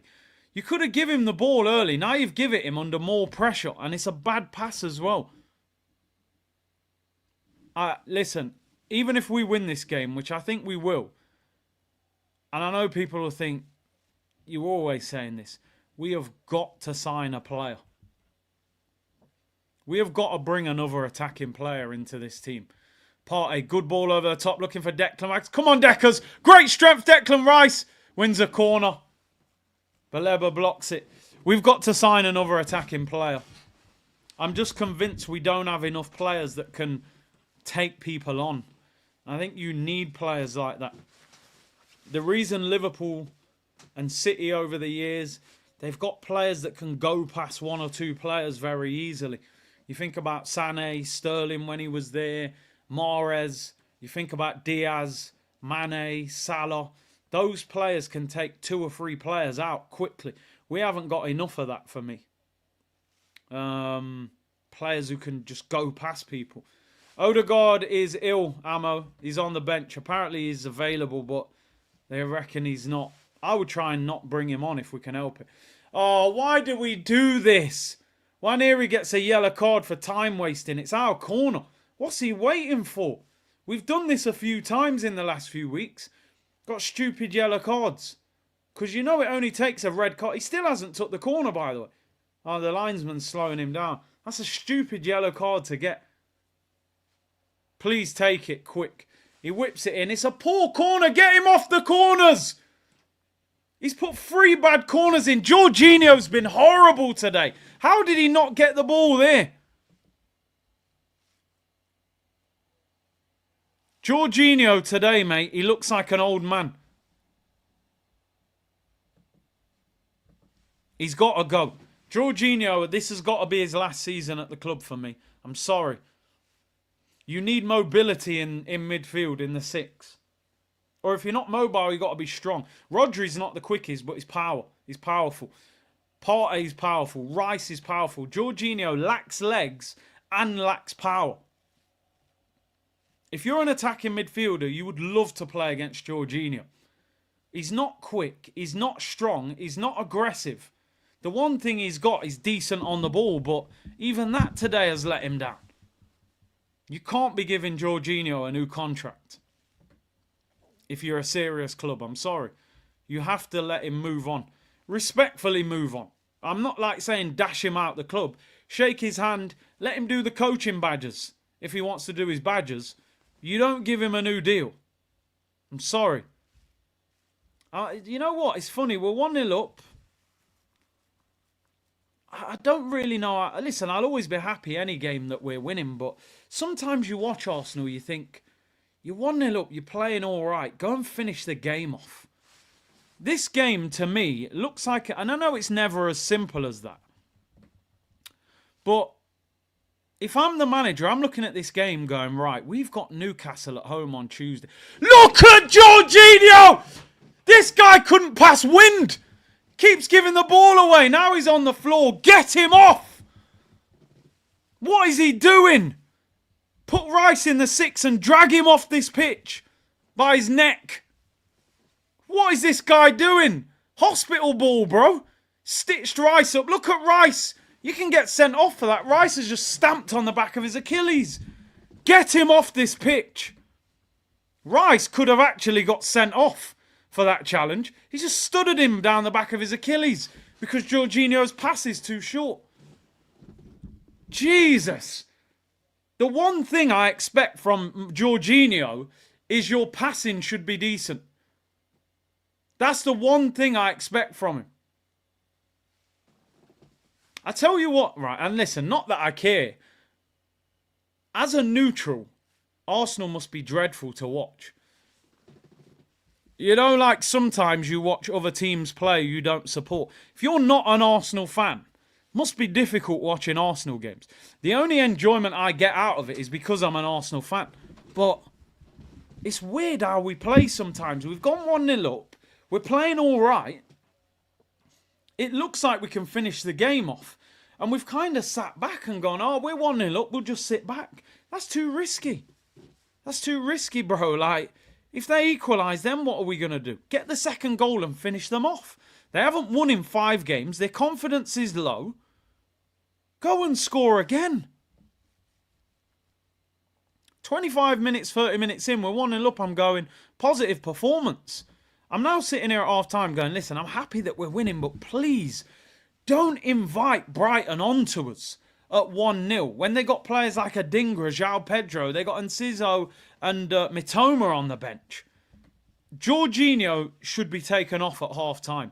Honestly, he needs to be dragged at half-time. He won't be because Arteta loves him. But he should be getting dragged. We're carrying him. We're absolutely carrying him. We can't trust him in the 6. He keeps getting caught on the ball. He's been spun about 3 times. Score again. Finish this game off. 70 minutes, 65 minutes gone. You take 2 or 3 of your big hitters off. Focus on Newcastle on Tuesday. What we're doing, we're turning this into a game it doesn't need to be. And I'm calm. All right? I'm not angry, but I'm frustrated. Finish this game off. There is no reason for this game to go into the 60th, 70th minute and we're still 1-0 and we're still nervous when they're putting crosses in and things like that. Brighton look average. Brighton look like a team that are going to finish mid-table. They've got 2 or 3 live wires that are dangerous. Pedro, Adingra, you know, obviously Mitoma when he comes on. You go 2-0 up here, their head's going to drop. They haven't won a game in 5. I think if we go 2-0 up here, their heads will drop. 4 draws and a defeat in their last 5 games. They've got no Danny Welbeck, no Lewis Dunk. Mitoma's on the bench. Solly March is on the bench. Score again, finish them off. Don't turn this into an unnecessary battle. It doesn't need to be. It really doesn't need to be. Let's get the halftime tweet out.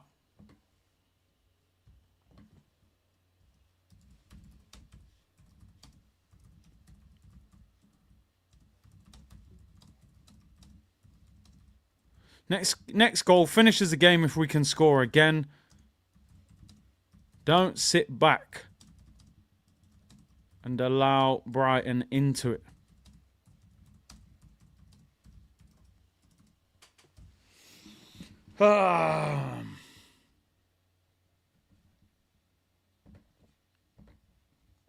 Because the frustrating thing is, they're going to bring on players like Mitoma and that. And those guys can change the game. You know, like 1v1. You want to just finish the game off. What you don't want is Brighton, 60 minutes, 1-0. And they're bringing on Mitoma and Enciso and Solly March and them guys there who can score a goal. And then we're having to defend for our lives at the end. We don't need to do that. They don't need to do that. This game's there to be won. Brighton don't even look that good. I'll be honest with you. Adingra's looked lively. Pedro's had a couple nice touches. I think Saliba's been brilliant. He's cleared up everything. But get the game won. Get the game won is my question. Is my, is my statement of intent. This doesn't need to be a stressful game. We can 100% just get this game wrapped up and get out of it and focus on Newcastle. Crazy Game said, yo, Curtis, I'm travelling to Australia. It's 5:30 a.m., but we'll never miss a show. Come on, you Gunners. Big up to you, bro. Safe travels. What do you guys think? Let me know in the comments. We've gone into defence mode, said He-Man, which is dangerous. Yeah. Richard said, Calafiori has had one of his best, I won't say games, because it's 45 minutes and a lot can change, but that 45 minutes, I would say, is up there as Calafiori's best 45 minutes at left back. He's been brilliant. Yeah, Nwaneri hasn't actually played amazing. He's lost the ball quite a few times. The goal, you've seen the last few games. I mean, Havertz got man of the match the other week when he got man of the match and scored and did nothing else. Defo is best half. Marino poor still. Marino's another player where, like, I'm watching the game thinking he hasn't done much, but he played a very nice pass to Nwaneri, so they'll hype him. I still don't think he's mobile enough. Keep bench sell on Reezy Dan Ronaldinho. See you in 3 minutes, incognito. AMSN, Jorginho is getting bullied and overran. Sell. Yeah, good. You ain't going to be able to sell him, mate. You got to give him away. That's one of them, you know, when you've had a top for like 10 years and it's battered. You can't throw that on eBay. You've just got to put that in a bin liner and give it to the charity shop. That's where we're at with Jorginho. You ain't getting cash for him. Young Gunner said, predictions, Champions League, Madrid, Heritage, or someone else. I think the Champions League is wide open. If I was a betting man right now,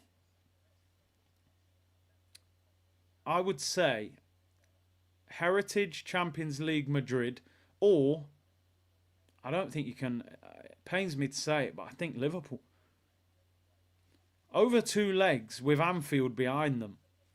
And the way they're defending. Because if you look around Europe this year, Madrid are conceding more goals than normal, and so are Man City. Liverpool aren't. So I think it's wide open. I think we can have a good run. I think we could get to like a semi-final.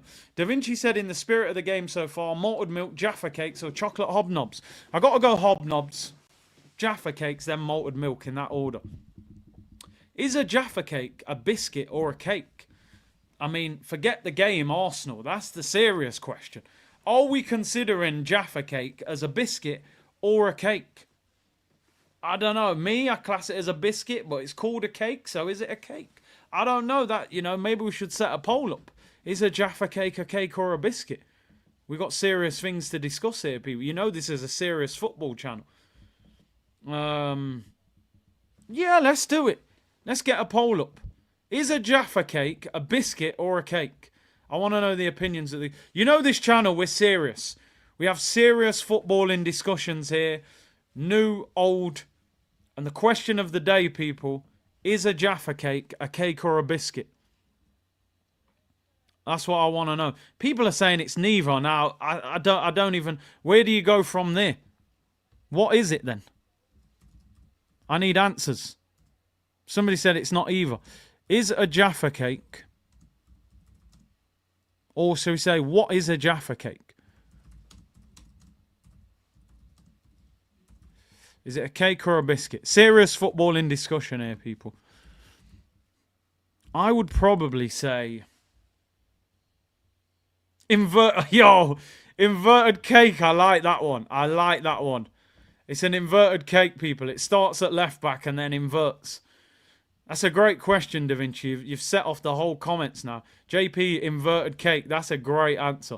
It's non-binary. Oh, yeah, it's neither. It doesn't like to disclose as anything. It's a penguin. Bro, Nwaneri, baller. Yeah, he's played all right. The goal makes it a better performance than the performance. You know? But as I said, it's one of them where your dad rang you. How'd you get on? Yeah, 1-1-0. Did you score? Yeah, I scored the winner. Yeah, great. You know, everyone's delighted. You don't need to explain the details. Georgie cake. To be honest, I would rather have a Jaffa cake in midfield right now than Jorginho. Honestly, I'd rather have a Jaffa cake than Jorginho. It's probably more press resistant than what we've seen from Jorginho in that first half. Honestly. It really is. Jorginho had an absolute... Jorginho looked like an old man. You know, like when someone's dad's still trying to play and you're like, yo, just give up now. You need to play in that, you know, the over 35s league. That's how Jorginho looked today. He should be hooked at half time. He really should. In the same category as a mini roll. The clue is in the name. Is Jaffa Cake elite? You always talk. I don't think Jaffa Cakes are elite, by the way. Do you know what a Jaffa Cake is for me? Like when I was younger, if I had Jaffa Cakes in the cupboard, I was delighted with them. But you know, now I'm older and you get into a better position financially, and you know, I look at a Jaffa Cake and I'm a bit snobby with a Jaffa Cake now. I wouldn't really buy a Jaffa Cake anymore. Unless I was desperate, but I'm not. I'm going for like caramel digestives and, you know, that kind of thing now. Jaffa Cake, I feel like when you're younger, it's like, you know, custard creams, bourbons, jammy Dodgers, Jaffa Cakes. Them kind of, you know, below £1 or £1. Now you get a bit older. We're living good now, people. We're buying digestives and all sorts now. You know? Serious football discussion here, people. Anyway, you guys want a winger? Oh, I've missed that one. You can't dunk a cake. It's a biscuit. Fair point. Fair point. Georgie, no. Yeah, I like that one as well. I like that one. I do like that one. What are they saying here? Let's see what people are saying online. Players to score 5 goals in a single season in all competitions under aged 18. The last player to do it before Ethan Nwaneri was Wayne Rooney in 2002. Before that, it was Michael Owen in 1997. This kid's a baller, man. The guy's a serious baller. And do you know what? This picture is absolutely banging. I've seen a few people showing this because it's almost like Saka's passing on the mantle. Over to you, star boy. Take over while I'm out. He's actually, what I like about his performance, though, is the direct running. He's at him. But it's a tough challenge, you know. You've got to remember, he's 17. He's not a natural winger. And Estupiñán, I think, is a very underrated left-back. I think he's a good left-back. So this ain't an easy game for him. And he actually hasn't played amazing, but it's the intent, it's the confidence, it's the goal. Title, big up.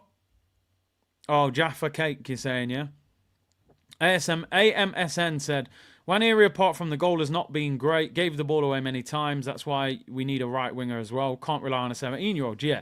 And I hear that. I suppose the question is, and this almost sounds crazy, but this is how I'm looking at it.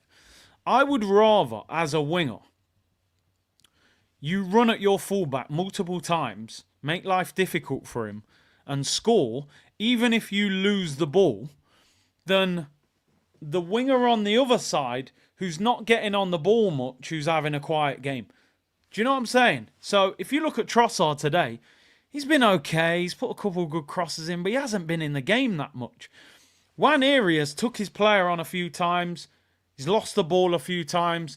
But that attacking intent, that pace has got us a goal. So I'd rather have this Nwaneri performance than what we're getting from Trossard on the other side. Because that Trossard performance, quiet, going through the motions, you ain't never going to win that, playing like that. Right, let me end this poll. This is one of the most serious polls we've ever had on this channel. Is a Jaffa Cake a biscuit or a cake? 53% of you have called it a cake. I'm disappointed because, to be honest, I would have said biscuit. Even though it's called a cake, it's an inverted cake.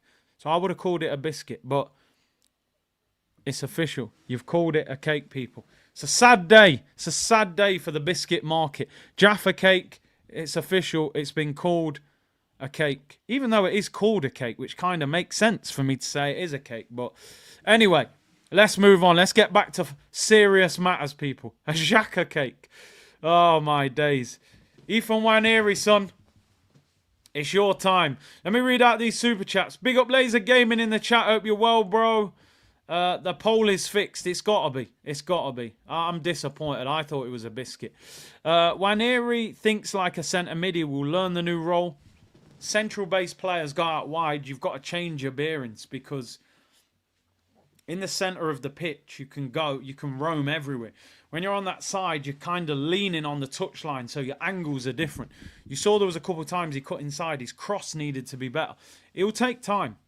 JP said, real talk, the clue's in the name. Biscuits tend to have a more solid and crumbly form. A cake has a more fluffy texture. Pause. It's a damn cake. I love the way the man broke down the whole cake. When you said crumbly form, I thought you was describing Jorginho's first half because he crumbled most of that half. But anyway, big up JP for the breakdown. Nelly Nelson, love Jaffa cakes, can eat a whole box. Wow. Fair play. J cake or Turkish Jaffa cake. Oh, no. I don't like Turkish delights, man. I'm not a fan. Not a fan. Oh, Martinelli's coming on. Who's been hooked? Who has been hooked? He's probably hooked Trossard. David, big up to you, new member. David Pedder, appreciate that, bro. Rosh said, how about a bounty, coconut and chocolate, the dream? What? Nwaneri's been dragged. What are you doing? How's Ethan getting dragged? No. No! Why? What's happened? Why has he been dragged?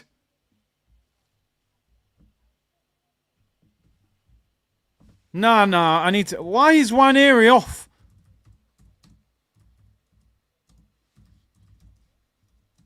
That's got to be an injury.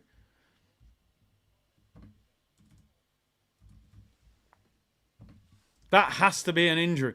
They're making changes as well. O'Reilly and Gruder come off. Rutter and Minter come on. Nwaneri dragged. That's got to be an injury. Nelly said, hey, big up Nelly Nelson, man. Big up. Appreciate the super chat. Second half underway. Nwaneri off. Martinelli on the right. If he's just dragged him because of his performance, I won't be happy, honestly. Because he's been better than Trossard. And Jorginho's been absolutely awful. Ethan and Georgie for Odegaard and Martinelli. Well, 50% of that's happened. 5 home games in a row next. Let's build some momentum. Big up Site TV. People, why has he been taken off? Yellow card? Do you think it's the yellow? Are we dragging players now if they get booked? I don't get that. And I always think when you get taken off at half time, it feels like you've been bad, you know. You get dragged at half time. Maybe it's the yellow. Maybe it's the yellow and he was losing possession. But how do you justify Jorginho staying on the pitch then, is my question. You know? You don't want to be down to red, says my... Yeah, I get that. Although, free kick given against Brighton. They were on the attack there. Biscuits go soft when they off. Cakes go... Oh, listen, bro. The community have voted. They've called it a cake. But Nwaneri is off. They've spent the whole half time hyping up Nwaneri. Youngest player this, youngest that. 5 goals in all comps. And then he's gone, yeah, well done, mate. Get off the pitch. I don't know. Get Jorginho off. Yeah, maybe the yellow card.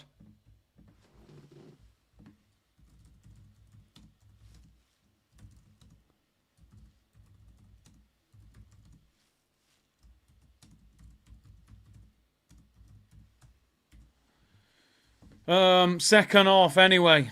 Let's see how it goes. Martinelli's on the right. They've brought on Minter and Rutter. 2 players who were lively as well. The yellow was stupid. Taking too long to take a corner. I think now, because of what's happened to us this season, Estupinian shoots, all saved by Raya. I think because of what's happened to us this season with the red cards, I think we're a little bit haunted by them. So when somebody gets booked, he's like, might have to take you off, you know, just because he can't afford another red card. Don't forget, today's show is sponsored by Proton VPN. People, scan the QR code. The link's in the comments. Use the code Curtis Shaw TV to get 3 months off of the 1 year plan, people. Big up to Proton for supporting the channel. Here's Declan Rice in possession. Ball goes out for a throw-in.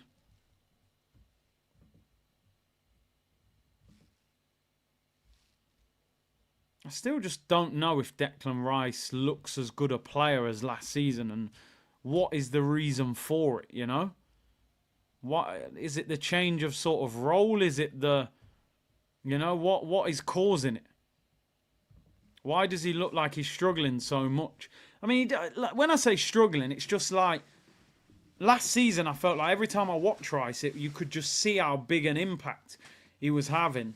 Now you kind of like, you see the odd pass, the odd tackle. He doesn't do as much. Penalty Spot said the team looks leggy. Yeah, listen, when you look at it, bro. Raya, Partey, Gabriel, Saliba, Rice, Jesus. You know, majority of our team is playing most games. You know, they're going to look leggy. There's going to be games, especially this month, where you've just got to manage them and get the win. This is why the squad needs improving. My advice would be go and get the second goal, you know. Playing in the wrong position. I mean, this is a guy that last season got in Premier League Team of the Year. Apart from Rodri, I think he was the best 6 in the league. Where now, Marino's on the floor again, I told you. Keeps falling. Look at the state of Jorginho. Well done, Declan Rice. Wins the ball back. Sama said yellow cards, time-wasting strategy won't work with Ethan on a yellow. It's a stupid yellow card to get anyway. Veltman barges Jesus to the floor. He's fuming. Joao Pedro to... No, in fact, Veltman comes over. No, it wasn't Veltman. Was Veltman the guy who got Rice sent off? I think he was. Snake Eye said, what is the chance of an attacking player getting another yellow card? I'm sorry. Jorginho should have been dragged and Odegaard in. Ethan and Odegaard worked together to break the game open. Arteta is stubborn. Yeah. Doctor said, would Ethan leave if he feels he should play more? I mean, the only thing is, I think he signed a new contract last year. So, oh, here's a chance given away by Brighton. Jesus, where you going? See there, when Jesus gets the ball. Go on, drive, Gabby. Where are you go? Gabby! That's so poor, man. You've literally gone from a shooting position to just pushing the guy over. Stupid foul, man.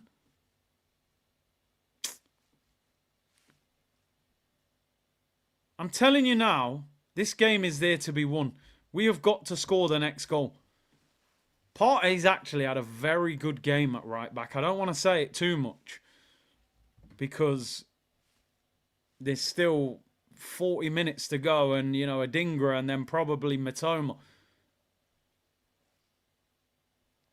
But he's had a very good game. Yeah, Jesus could have shot there, bro. Do you know what I mean? Touch out your feet and try and hit that. That's why I keep saying, man, I don't want the club to get caught up on purple patches of form. What are we doing here? The game's so scrappy.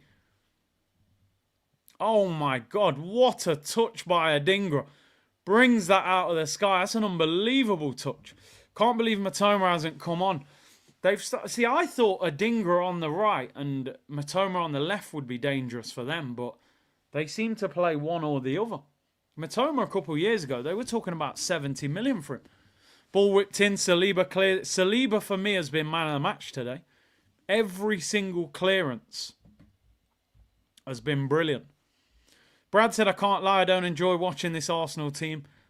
We're just purely here for the 3 points. You get the odd game where we're a bit more entertaining. Sporting Lisbon, West Ham, Forest. But all in all, 2 or 3 games a month out of 4 or 5, you're going to be going through the motions watching Arsenal play. My eyelids are heavy again. Oh my days, Adingra. Good defending though by Martinelli. My eyelids get heavy when I watch Arsenal. Real talk. Like, even now, I'm starting to get a bit dozy watching them. Jesus loses possession. I don't think Jesus has been good enough today. I really don't. Gabriel, that is brilliant. Too strong for Rutter there. Shields it back. Marino, go forward. What you always slow the game down. Pass the damn ball.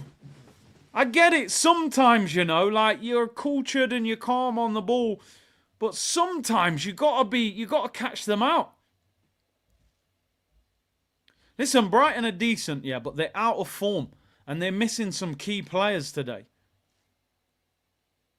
What a touch that is by Joao Pedro. Too much space. Oh, he gives it away. Calafiori's had a very good game as well. Trossard's been quiet as well. If we keep a clean sheet today, it will be a miracle. We have zero counter-attacking ability. We haven't got enough pace, have we?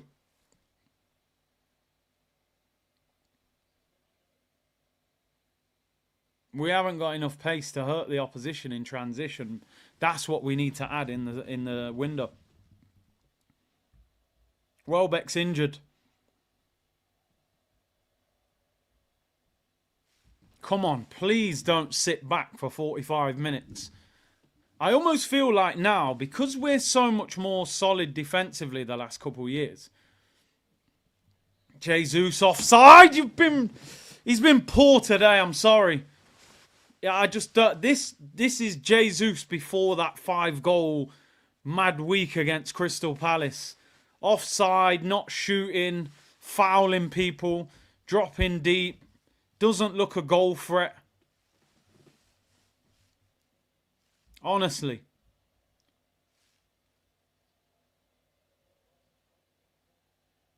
It's mad how much pressure Brighton play under.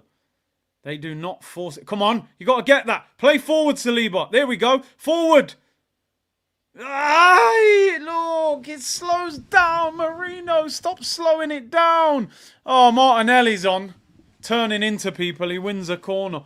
This is so frustrating to watch. Honestly, this is difficult. Oh, Welbeck's there, but he's not on the bench. Danny Welbeck. Danny Welbeck. Welbeck's one of them players that, like, he didn't really achieve anything great at Arsenal, but the Arsenal fans kind of love him for some reason. I liked him when he scored at Old Trafford, then celebrated against United. Even though, you know, he came up through their system. But anyway, corner to the Gunners, people.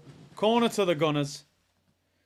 I just want Arsenal to win a game and I can relax because we're 3-0 up and I haven't got to worry. 1-0, I'm nervous. Corner to Arsenal. Rice to take it. Come on, the centre-back's head it in the cat. Oh, nearly. Nearly. Still in back post, Marino. Oh, mate, you are just... Let me go easy on Marino. I'm trying to be calm, but... Honestly, the comment of the day, someone said Marino's so slow, he's still in 2024. That, for me, is one of the comments of the day. Mohammed said transition counter equals Liverpool. I said this before. We are not equipped for that. He is trying to get us more like Man City than Liverpool. Oi! Estupinian wipes out Declan Rice. That pure South American aggression. I hope Deckers hasn't done his shoulder. He's holding onto his shoulder there. Come on, Deckers. You got to get up, man. You got to get up, fella. We need you. Estupinian. Bang! What? Clattered him there. Big up Nelly Nelson, who's gifted a membership to the community. Big up yourself. Ibsa said Marino is the worst player I've ever seen at all. That's too far. He's not that bad, but I definitely need more.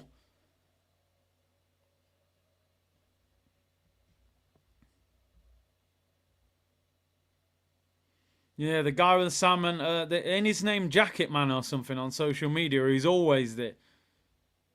Arteta pushed out Ethan just like that. Every youth attacker. Let's just hope he's maybe just worried about the red card. Anyway, free kick to Arsenal. Rice is up, no problem. We need a good delivery here. And let's score from it. That's a great ball in. Surely. Oh my God, how have we not scored? And it was Marino at the back post. Rice, what a ball. Right hand side, you're thinking he's going to whip it in. He whips it in on the floor. Oh my. Marino, that is a sitter. Dan Marino, San Marino. How has he not scored that? Honestly, 8 yards out on the floor, side foot. Opens up his foot too much and it goes wide. Gabriel's got done there. Saliba, get him out of trouble. Of course he will, mate. Oh no, it's still there. Don't do anything stupid. Get up, man. Ref, don't you dare give a penalty for that. He's given a penalty! What are you doing, you bald-head Phil Mitchell fraud? What are you doing, Taylor? You cheat! How is that a penalty? How is that a penalty? You absolute scumbag! You can't give a penalty for that. Where's the penalty? Oh, Saliba. Clash of heads. Is that a penalty? Goes to head it. Little headbutt. Side of the head. I mean, Pedro's down like he's been hit by the DC sniper. He's given it. That's going to count, by the way. Oh, my. Give me a sec. I need a drink. Only Arsenal, eh? Only Arsenal. Oh, God. Penalty. Told you. A minute after Marino misses from 8 yards out, mate. A minute after Marino misses from 8 yards out. We're going to need red stripe! David Raya, please save this.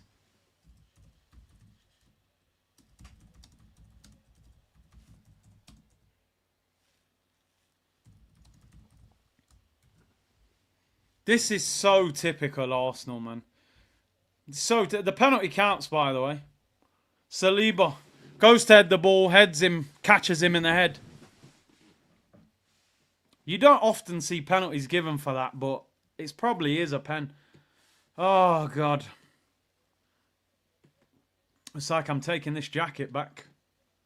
I like it as well, but... No, I'll keep it, but... Joao Pedro against David Raya. Happy New Year, people. Here we go, 30 minutes to go. Joao Pedro against David Raya. Come on, Raya. He's going to open up. Keeper's left. Open up. Keeper's left. Told you, that's a great penalty. 1-1.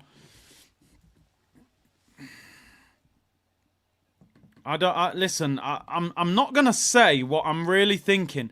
Because if I say what I'm thinking, you're going to say I'm overreacting. But let me tell you something now. They better win this game of football. Yeah? Because two things have happened today. They've told me a Jaffa cake is a cake and not a biscuit. And now we're drawing 1-1 against Brighton. Saliba headbutts Joao Pedro. And Mikel Merino, a.k.a. Dan Marino, is missing sitters from 8 yards out. He's a box crasher, they said. Caused our own problems again.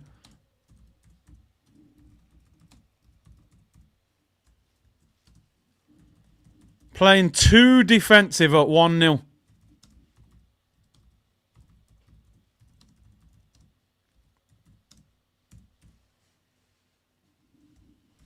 It's a penalty, by the way.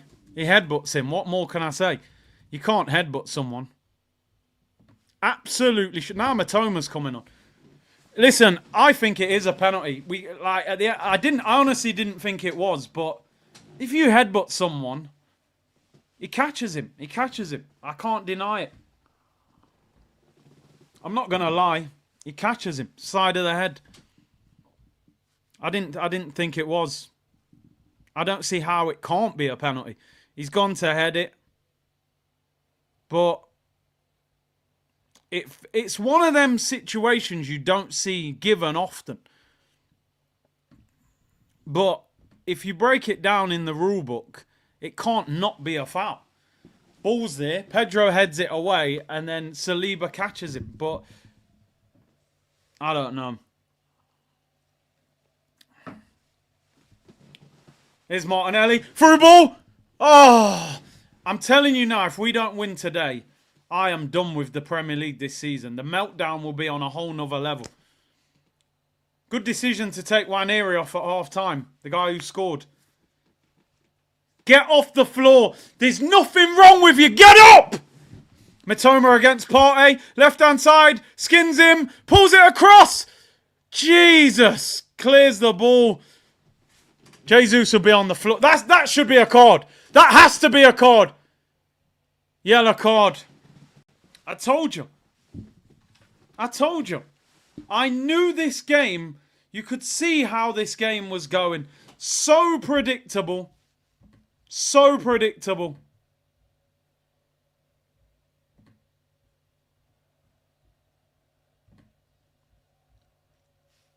Now Odegaard on for Jorginho. Oh, what? The same Jorginho that should have been dragged at half time.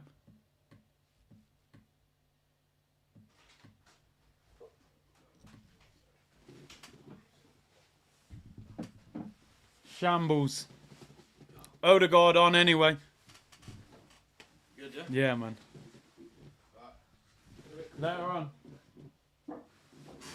on. There's an injury for Brighton.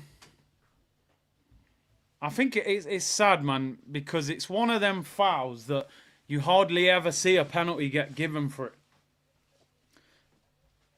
It's one of them. If he doesn't give it, I don't think VAR gives it. He's looking. Brighton again. Brighton again. It's a great penalty. I always thought Joao Pedro was going to score. He's a class player. It's a great penalty. Side netting. Oh, man. It's a questionable penalty. But I always say, look at ourselves. Look at ourselves. What is wrong with this manager? Why? I've never seen a so-called big club in my life that every time we go 1-0 up, we go, let's sit back and defend the 1-0. Why? Why do we do that? Why do we think that we can defend our way through every game?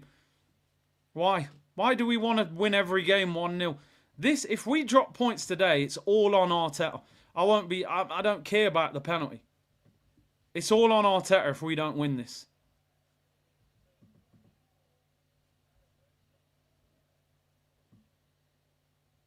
I have to, yeah, man, the slow-mo makes it look worse, to be honest.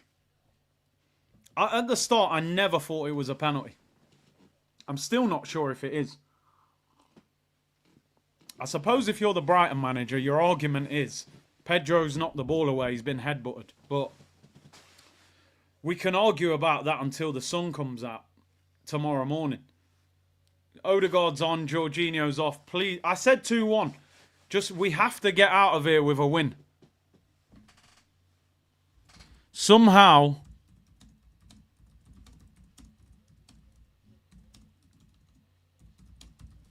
I don't care how. Somehow we have got to win this game or our season's done. Saliba finds David Raya. Raya clips it upfield. And we don't even have any more attacking players to bring on now. Come on, Big C. Didn't Mourinho and Conte booth? You didn't want them to lose. Yeah, keeping you on. Yeah, fair enough for keeping me honest. If you play like that, it has to work.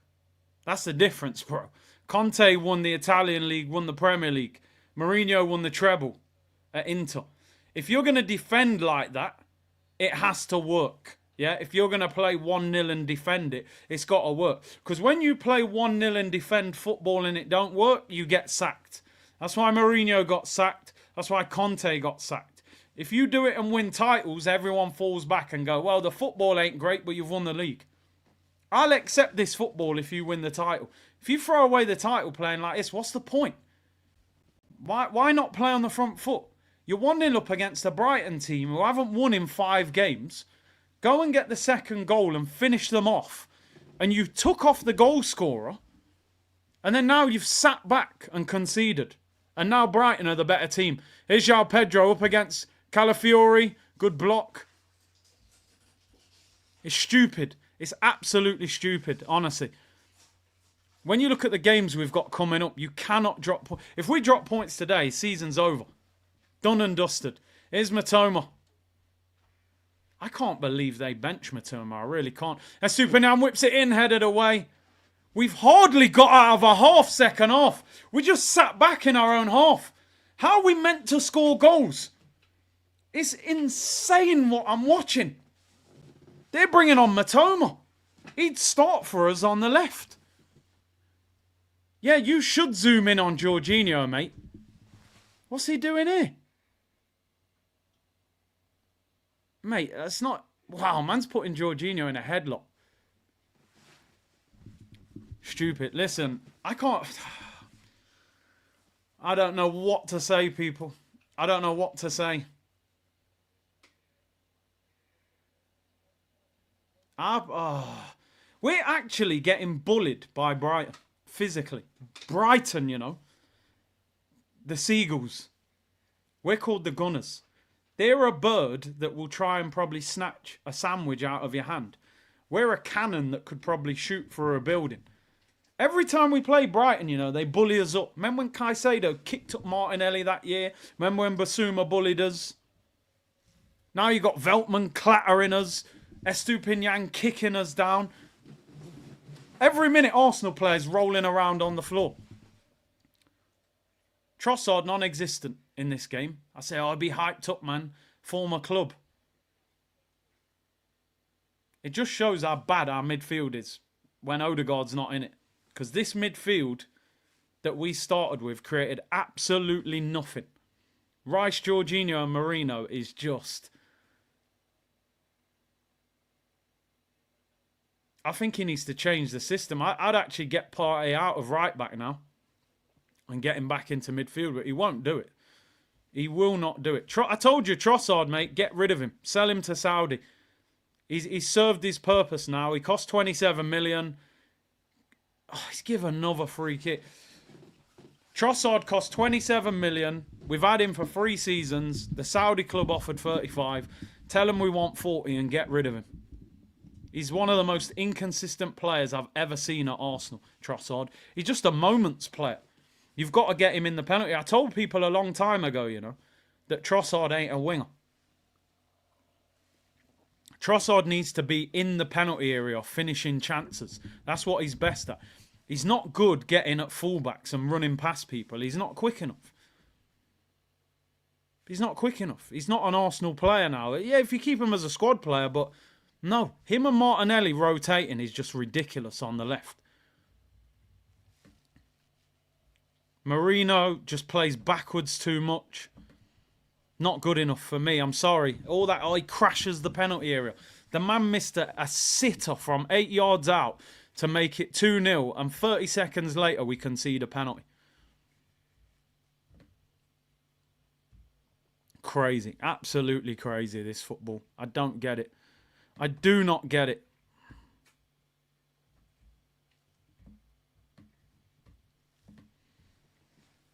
Ah, Martinelli.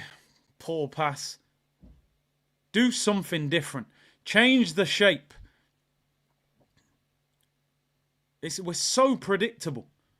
Look at us. Come on, Trossard. Do something. Get in the area.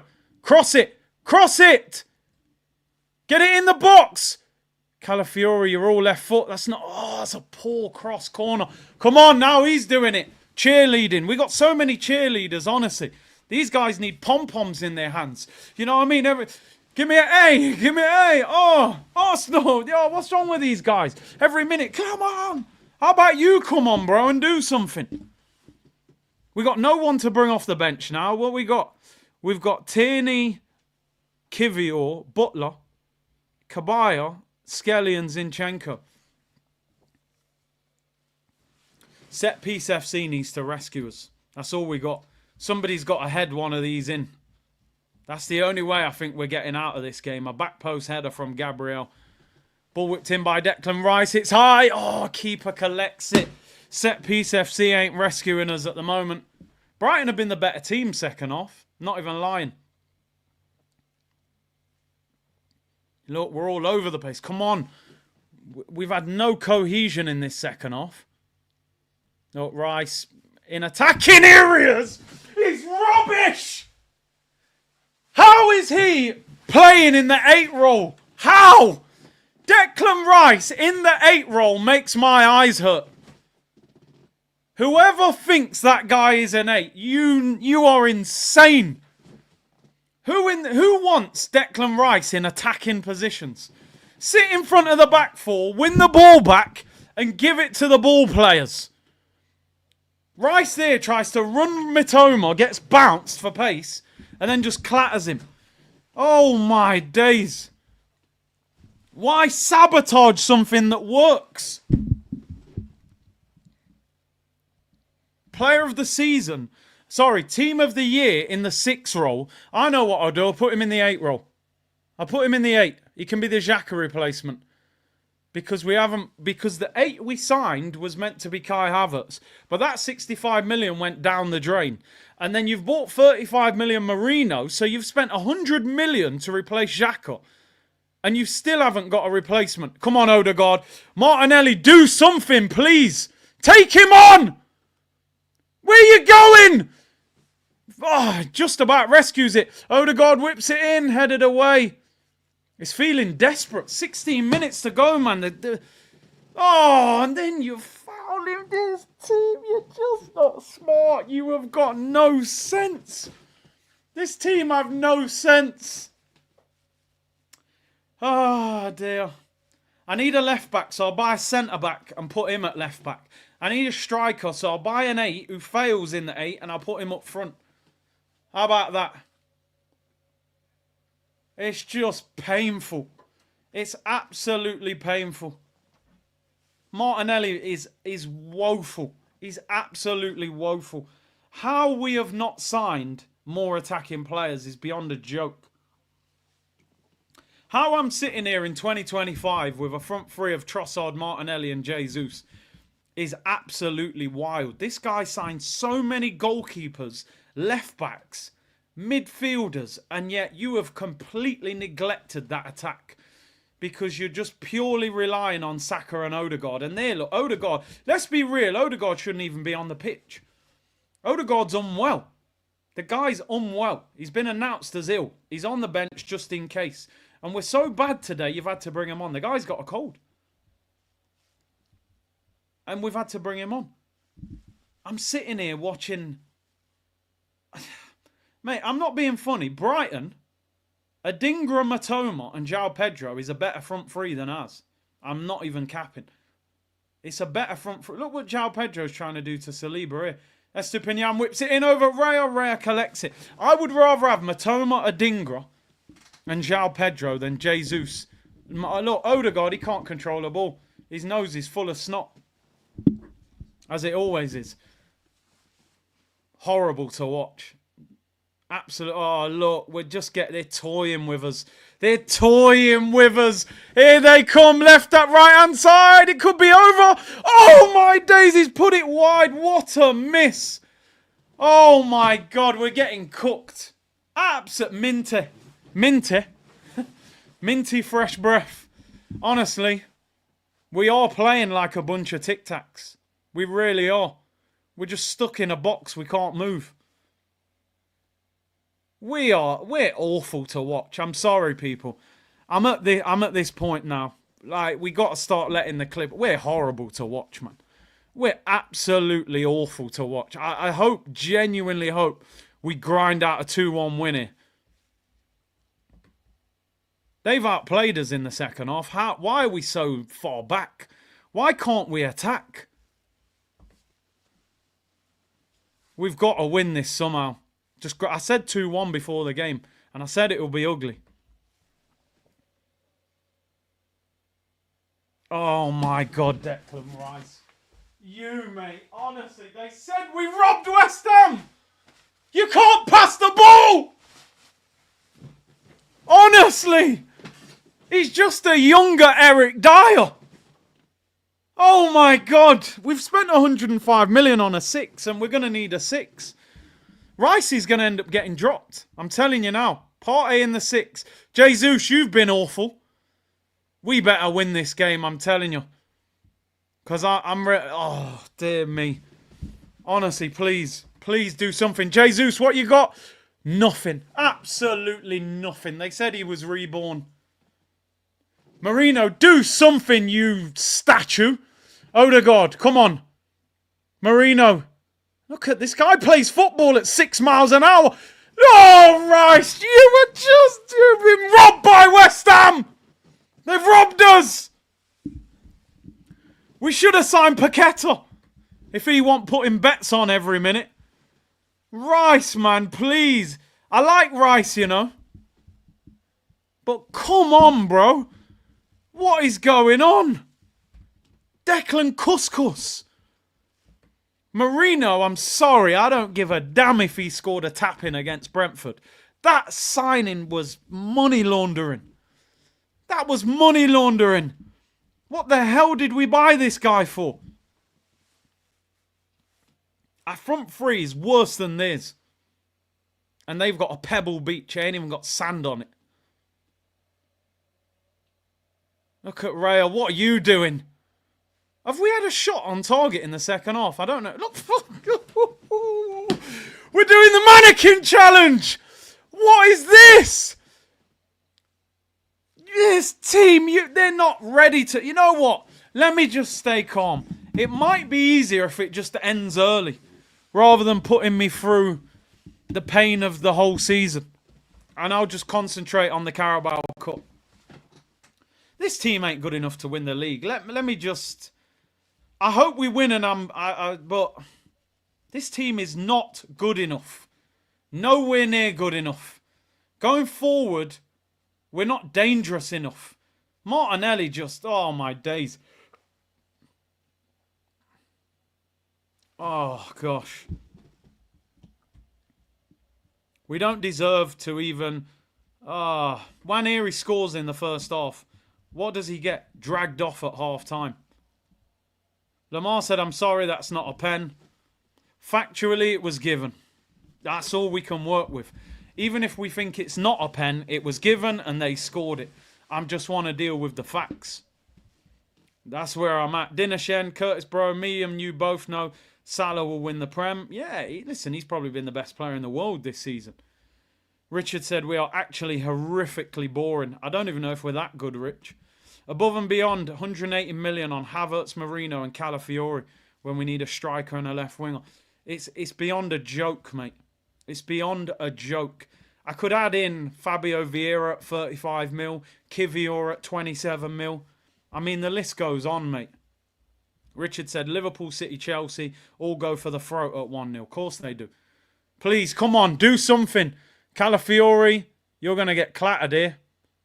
What are you falling over for? I told you, we've got players in our team that look for free kicks instead of being brave. He's pulling him. He's wrestling him. How are Brighton all of a sudden some mad aggressive team? He's given a yellow card to their player, but where's our aggression? We look like we're getting beat up. Look, Calafiori, how did he fall over? He ran out of pace and then just said, I want a free kick, and then didn't get it. Big up Phil with the super sticker, bro. No way that was a penalty, says Naif. MJ said 2 decent seasons since 04. Lower your expectations, maybe. Minty gets a yellow. Mohammed said there is something missing with our team. I honestly think we can beat any team in the Prem, but yet we can't win the league. Well, you need consistency. Are we actually going to make this goalkeeper make a save? Marino, please run. Do something. He's offside. Martinelli, you're a joke of a footballer at this point. He was going to be offside. Look, the ref played on. They've got better attackers than us. I just can't believe it. They're like 10th in the league. It makes me hot. I feel hot and bothered watching this Arsenal team. Here is a good idea. Let's take off our best attacking player in the first half at half-time and keep our captain on the bench. Look, we're getting cooked. We're lucky that guy don't want to run because he could have drove then. Here's Joao Pedro. Nwaneri, although wasn't great in the first half, was direct and scored Arteta drags him because he's on a yellow card. I'm not being funny. He's not a DM who's going to put challenge after challenging. We can't live with the fact that every time a player gets booked, oh, we got to take him off in case he gets sent off. Jorginho was the worst player on the pitch in the first half, and he didn't take him off. Yet he drags him after 70 minutes. What did you think was going to change? F94 said, remember Fabio Vieira doing the cheerleading after running it out for a goal kick? 2-0 down to Southampton at home. That scrub better not get recalled. Nah, I don't want him anywhere near Arsenal Football Club. West Ham robbed us, said AFC. That made me laugh. We paid way too much for him. SV said, I must have Stockholm Syndrome, but I still trust Arteta. Trusting Arteta is like getting a random phone call from an unknown number asking you for your bank details. You got to be... Look at this. Mikel Merino. Get him out. Send him back. Get the receipt out. He's like this tracksuit top, mate. Still got the tags on. Take him back. Take him back. I could run backwards quicker than him. Merino is awful. We've been robbed, mate. Merino is poor. Merino is poor. There's no other explanation. Merino is a poor player. So slow. He is so slow. Absolutely horrible player. I don't care if he gets the odd tidy pass. That guy is a scrub. You've got to be an athlete in the Prem. He's awful. Absolutely awful player. I'm done. Oh, he won the Euros. Yeah, he sat on the bench the whole tournament. Scored a header. Phil said embarrassing. Merino, statue of taking liberties. Statue of Liberty moves more than him, I'm telling you, especially when it's windy. Free kick to Brighton. Shoots, goes wide. Lamar said, I'm sorry, this club ain't serious about winning the Premier League. Same BS every season. Tired of it. Yeah, but I've brought the fans back closer than ever. You'll have a good day out. We're playing our best midfielder at right back. Marino. People were trying to tell, oh, Marino, you know, he's a dual-winning monster, they said. My head is gone, I'm sick. Said Arteta can't win trophies. I think your name's right. And Babatunde, Arteta decides to break what is not broken. What a genius. Why sub Ethan? I hope Arteta doesn't end up Wenger without a trophy. The arrogance is shocking. They're on the attack, Brighton. Partey does well. I can't believe how little shots we've had on goal this. Where you going, Odegaard? Where you going? Where you going? Where you going, man? You're running towards the corner. Arteta, mate, honestly, I'm trying to stay calm. I don't want to go wild here. This could be P45 today. I said end of the season. I'm sorry, not for me. You draw this game, end it now, tonight. Team is running out of ideas, says Mohammed. Above and beyond says Arteta has wasted 250 million on trash players. Ball over the top. Estupinian cuts inside. Partey does well. Martinelli, mate, please do something. I don't even think Martinelli's that quick anymore, you know. Honestly, look, I don't. He doesn't even look like he's got the confidence to run anymore. Finished. Finished. You can't play like this. You can't play like this, honestly. If we get a win out of this, it's unbelievable. Look, run! He's got no confidence. Lift your head up. Jesus on the right-hand side touchline with 4 minutes to go when we... Look at him! Get in the penalty area! Odegaard, be stronger! Look where Jesus is! 250 grand a week striker. Look where he is! Ball's being whipped in the box and you're on the touchline. He still hasn't gone in the box. He hasn't moved. He wants an assist. Oh, Partey, what is that? Still hasn't moved. We got a free kick. That's all we've got, mate. Set piece FC. That's the only hope that somebody scores a header. Odegaard and Marino ain't built for a cold night, says Matt. Dinershen said Slot wins this league over Arteta is sackable. War Eagle, I never had a team that makes me want to put my head in a wall like this club. Don't hold back, man. I've already evacuated my house, says War Eagle. Random clips. Arteta signs play. Oh, God. And Lynch says, when you look at Luis Diaz and Palmer and others we have spent horribly, the Kroenkes have spent but gave the bank card to the wrong person. I always say when people defend the Kroenkes, it's not spending money, it's the recruitment. Arteta knew Cole Palmer from Man City. You went to Chelsea and paid 65 million for Havertz and they bought Cole Palmer. How the hell does that make sense? You could have bought Cole Palmer from City for 35 mil. But anyway, are we going to score from a set piece? 2 minutes to go. We've hardly had a shot this half. Declan Rice to take it. This is our only hope. Ball whipped in. Partey heads it over. This guy never hits the target. I think it's because he's got a flat top. His head's like a square. So when it hits his head, it just goes up. Unmarked. What is that, man? What the hell is that? He's not even being marked there, man, and he can't hit the target. Blockhead. Moving like SpongeBob SquarePants there, Thomas Partey, man. What the hell is that? I've had enough. I've had enough, man. Alfred said, we didn't appreciate Xhaka when he would bully people for the team, take red cards. Nobody in this team has fight. So damn soft. Honestly, I said this before, people. Don't get angry when Saliba goes Real Madrid. I promise you. Look at the state of Marino. Look, he's going to get a free kick. You lot, mate. Look, Central C, relax yourself.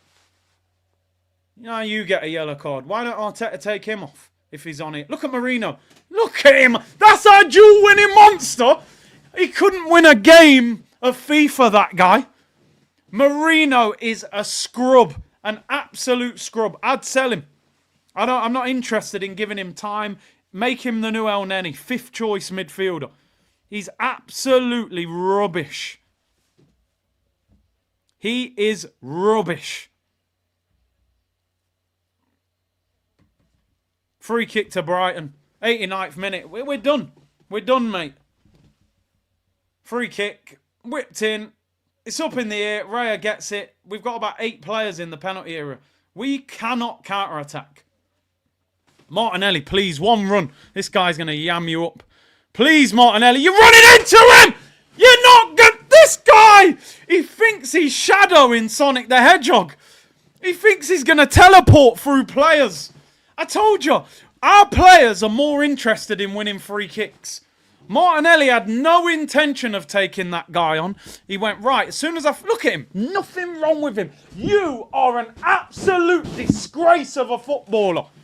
89th minute, when we're on the attack and you've bottled it and tried to win a free kick. These guys, mate, they're a reflection of the manager. I'm done with this manager. Get rid of him. Get rid of him. Unless they score 6 minutes added on. We're already a minute in. Sell him and sack him. Break the process apart. It's done. It's done and dusted. Last chance. Well, we've got 5 minutes left. Please just score. We've been absolutely... Trossard has done nothing in the second. Just put it in the box, man! Do something! Give him the ball! Marino to cross it. You're the worst footballer I've ever seen, mate. Thomas Partey, you just cross it. Get it in the box. Trossard, 25 yards out. Who's that to? These lot are so bad to watch. Saliba finds Partey. Just cross it. Can you cross a ball? Jesus, that's on Brighton Beach. You've just knocked out a seagull. This team. Phase 5. You're getting dumped on in the rain. Rubbish. This is why I do not go to Arsenal away games. These lot are standing in the rain on the seaside, mate. Wasting your money and your time. Stay in your yard and watch them. Stay in your yard. Thomas Partey missing unmarked. Please, somebody score. Jesus, shoot or pass. Well, you can't dribble. He's tackling himself. Trossard. Go on. Go on, Trossard. Oh, you. He's drunk. He's paralytic. Honestly, he's had at least 10 pints. What kind of shot is that? Go home, mate, and learn Arabic. Al Hilal Al Etihad, Al Nasser, get him out. The grey hair should have been a clue. He's old and washed up. Playing like Philip Schofield on the left. Get him out. I've had enough of this team. It's embarrassing. It's embarrassing, honestly. No wonder Edu left. Edu said, I ain't getting the blame for this. I didn't even want these players. Jesus today has been absolutely woeful. Look, he's...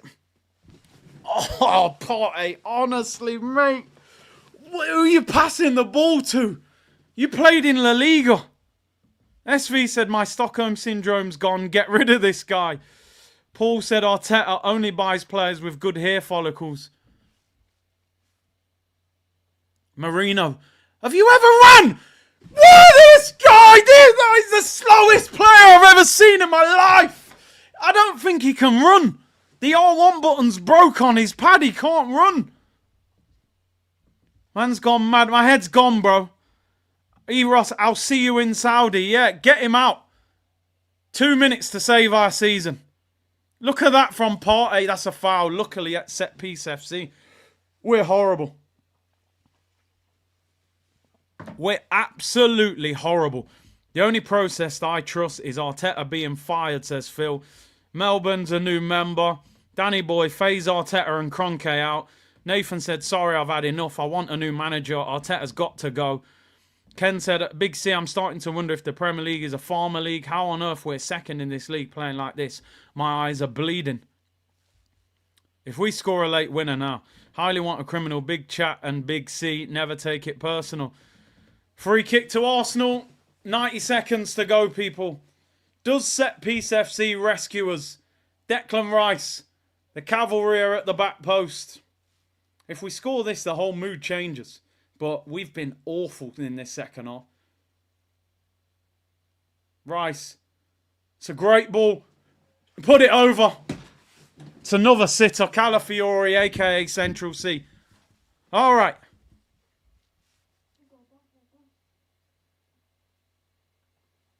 They're all offside anyway. It wouldn't have mattered. We're a joke. Where does a draw leave us? Out of the title race.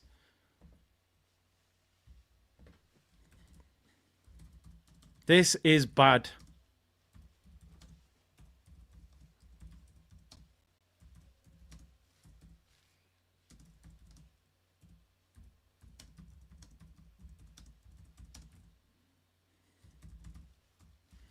We are a disgrace. 20 seconds to go. Please, Marino, he's one of the worst signings I've ever seen in my life. The fact that he dragged Nwaneri at half-time after he scored because he got a yellow card and you're playing our best centre midfielder at right-back. He should resign tonight. Walk out the door. Just turn around now because you're not welcome anymore. No, there you go, full-time. Hey, Mikel. Hey, well done, mate. Well played, Mikel. Well done. Big round of applause, mate. 15 million a season to get us out of the title race by the 4th of January. Well done. I told you before, mate, we're a spicy Tottenham. You go Nando's, you order lemon and herb. We're just the medium or the hot Nando's. That's all we are. We're the same thing. Get him out tonight. I've had enough. How many more years do I have to watch this before people start to understand the manager is not good enough? Your 17-year-old in the first half, look, he's got snot hanging off his chin. Did you see that? Odegaard's got spit hanging off his chin. Look at this. Look! That ain't my captain. No, man. No. Please. He's got spit hanging off his chin, man. Let me take a picture. Spit-a-God, snot-a-God.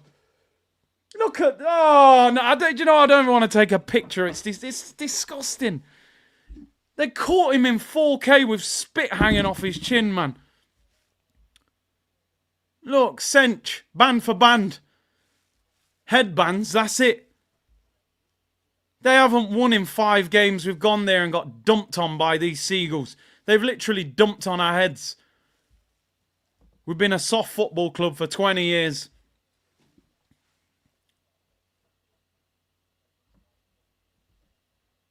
Wow. Wow. Wow. Wow. But don't worry, lads. We've only got Newcastle on Tuesday with Isak waiting to end our season.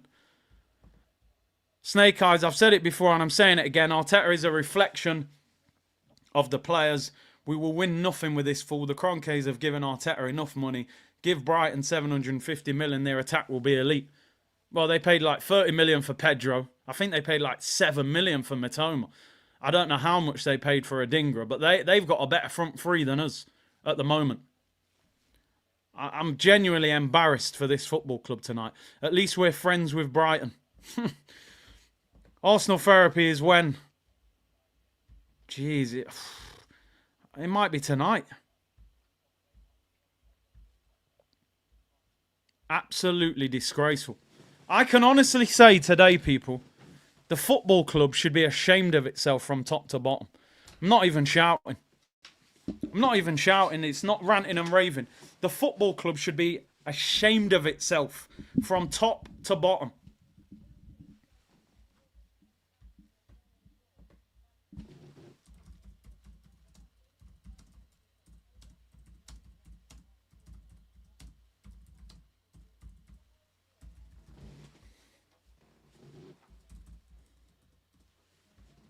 This is a joke. I'm not even confident we'll get in the... We're in a top 4 race. We're in a top 4 race. I might have to do Arsenal therapy tonight. I'm not sure Monday is going to work.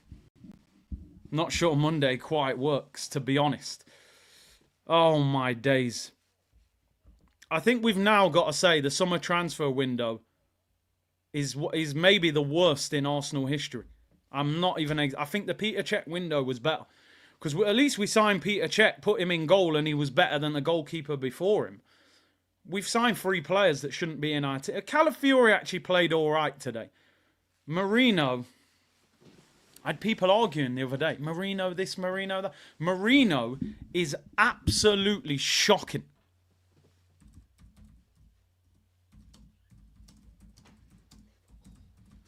Listen, congratulations to Liverpool. It's your year. I actually think they could win more than 1 trophy this year. I am disgusted in this football club. Ronnie said it's a shame to watch. Arteta should apologise. Jorge said, league done, win something or get out. Mate, I'm hurting so much. Not good enough. Not good enough. We shouldn't even be surprised. Hope and expectation are different. I hoped we'd win it. I didn't expect us to. Brighton are a decent team. You can't turn up with Rice, Jorginho and Marino in midfield. That midfield's embarrassing. It has no balance. Why did he not change it? Again, he just sat there and did the same thing. Why didn't he put Partey into midfield, get Marino off, and put Lewis Skelly at right back or change something? The guy didn't do anything. He's not a good manager. He's not a good manager. For how much money he's had, the size of the club, the time he's had, he's got to go. I think Arsenal therapy is tonight. I think it's going to have to be tonight. I'm absolutely disgusted with this team and this club. We're going to look at the bigger picture because I'm sorry. I mean, we're playing Newcastle Tuesday. I've got no enthusiasm for that game whatsoever. Kurt, thank you for the super chat. HR Arsenal FC, where expectations lead to disappointment. Dinesh and Curtis disgrace. Man City fell. Liverpool won. Richard said, how can Man say we're still in the title race when we could be level on points with Forest after 19 games come Monday? Sack him. Vivek said, I'm shameless. Humble yourself. Get back in the top 4 race. Don't worry, lads. This is phase 6 of the Arteta process. John said we need to target the Cronkies more than Arteta. Unbelievable. Unbelievable. I need Arsenal therapy right now, said L. Guess I don't even speak in this chat. Speechless, man. Above and beyond. Worst manager I've seen at Arsenal in 40 years. Remember, Wenger never got 750 million in 5 years. Do you know what I mean? Midfield poor. Trossard saying, start me on the bench, please. Get Trossard to Saudi. Told you. So a lot of people don't agree with that. They think, oh, he's clutch. Get rid of him. He wouldn't get in that Brighton team. So why should he be in the Arsenal team? He ain't better than Matoma or Adingra. Get rid of him. Arsenal might need a big clear out. Honestly, we've got problems. TNM said, can't take this bottle manager. 3 seasons in a row, I've had enough. Richard said, we crown Chelsea for how much they paid for Caicedo. Look at Caicedo compared to Rice. 110 mil for a sideways ball merchant. Shocking. That Lee said, Continental, see, Jesus playing with the controller stick drift, and Martinelli tried to do chaotic control. A shadow from Sonic, bro. Chronicles of eFootball. Sooner we realise this club is a joke, the better. HR, Liverpool will win the quadruple, score record goals, 106, highest point difference between 1 and 2, score highest points, 105. Salah will leave as the king. Your said, we knew from November, title done yet, here we are, Vex. Yeah, because hope keeps you there, you know. And Miles said, sell them all immediately.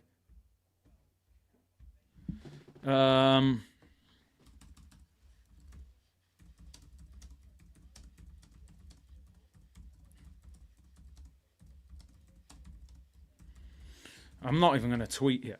I'm going to wait. Delete the club settings. I feel like we've been hustled, people. I feel like they've lied to us. I feel like they've lied. Richard said, stop blaming the Cronkies. They've given £1 billion. They aren't responsible. They are, bro. They are. Do you know why, Richard? Because you know when you sign a player for £65 million, i.e. Kai Havertz, that deal has to be signed off by the owner. If you understand football, you don't sign that deal off. Or if you have a sporting director that is at the top of his game, the sporting director doesn't even allow that deal to get to the owner. He stops it. So everything, unfortunately, points back to the owners. If you own a £3 billion company, giving money to the manager does not make you a good owner. So this myth that, the Cronkies gave him 750 million, which means they're really good owners, that's a myth, bro. Man United spent over £1 billion. They still wanted their owners out because if you give money to the wrong sporting director, guess what? He's going to waste it.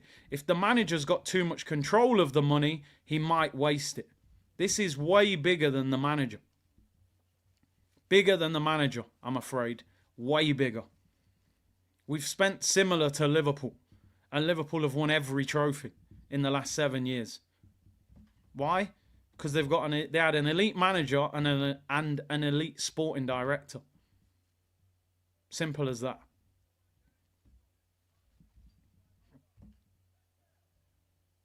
It's as simple as that, I'm afraid. The Cronkies, Arteta, all of them have to be held accountable for what we're seeing at this football club. This is not good enough. This is nowhere near good enough, what we're seeing. This is meant to be a golden generation for Arsenal. There's nothing gold about this. Nothing gold about this at all. This is nonsense. It's nonsense. We don't win the league because the manager has neglected the team. He signed Zinchenko, Calafiori, Kivior, and who else? Tierney was already there, and Luis Skelly's been promoted. You got rid of Emmy, you kept Leno, you binned him, you signed Ramsdale, you binned him, you got Rail. So you got there in the end. You have completely neglected this attack. Martinelli's fallen off a cliff. Trossard ain't good enough. He's run out of steam. Jesus, little purple patch, not good enough. Get rid of him as well. Havertz, the worst signing you've ever made at the football club. And in fact, Marino is running him close. I don't care about a tapping. Don't blame... You have to blame the Cronkies.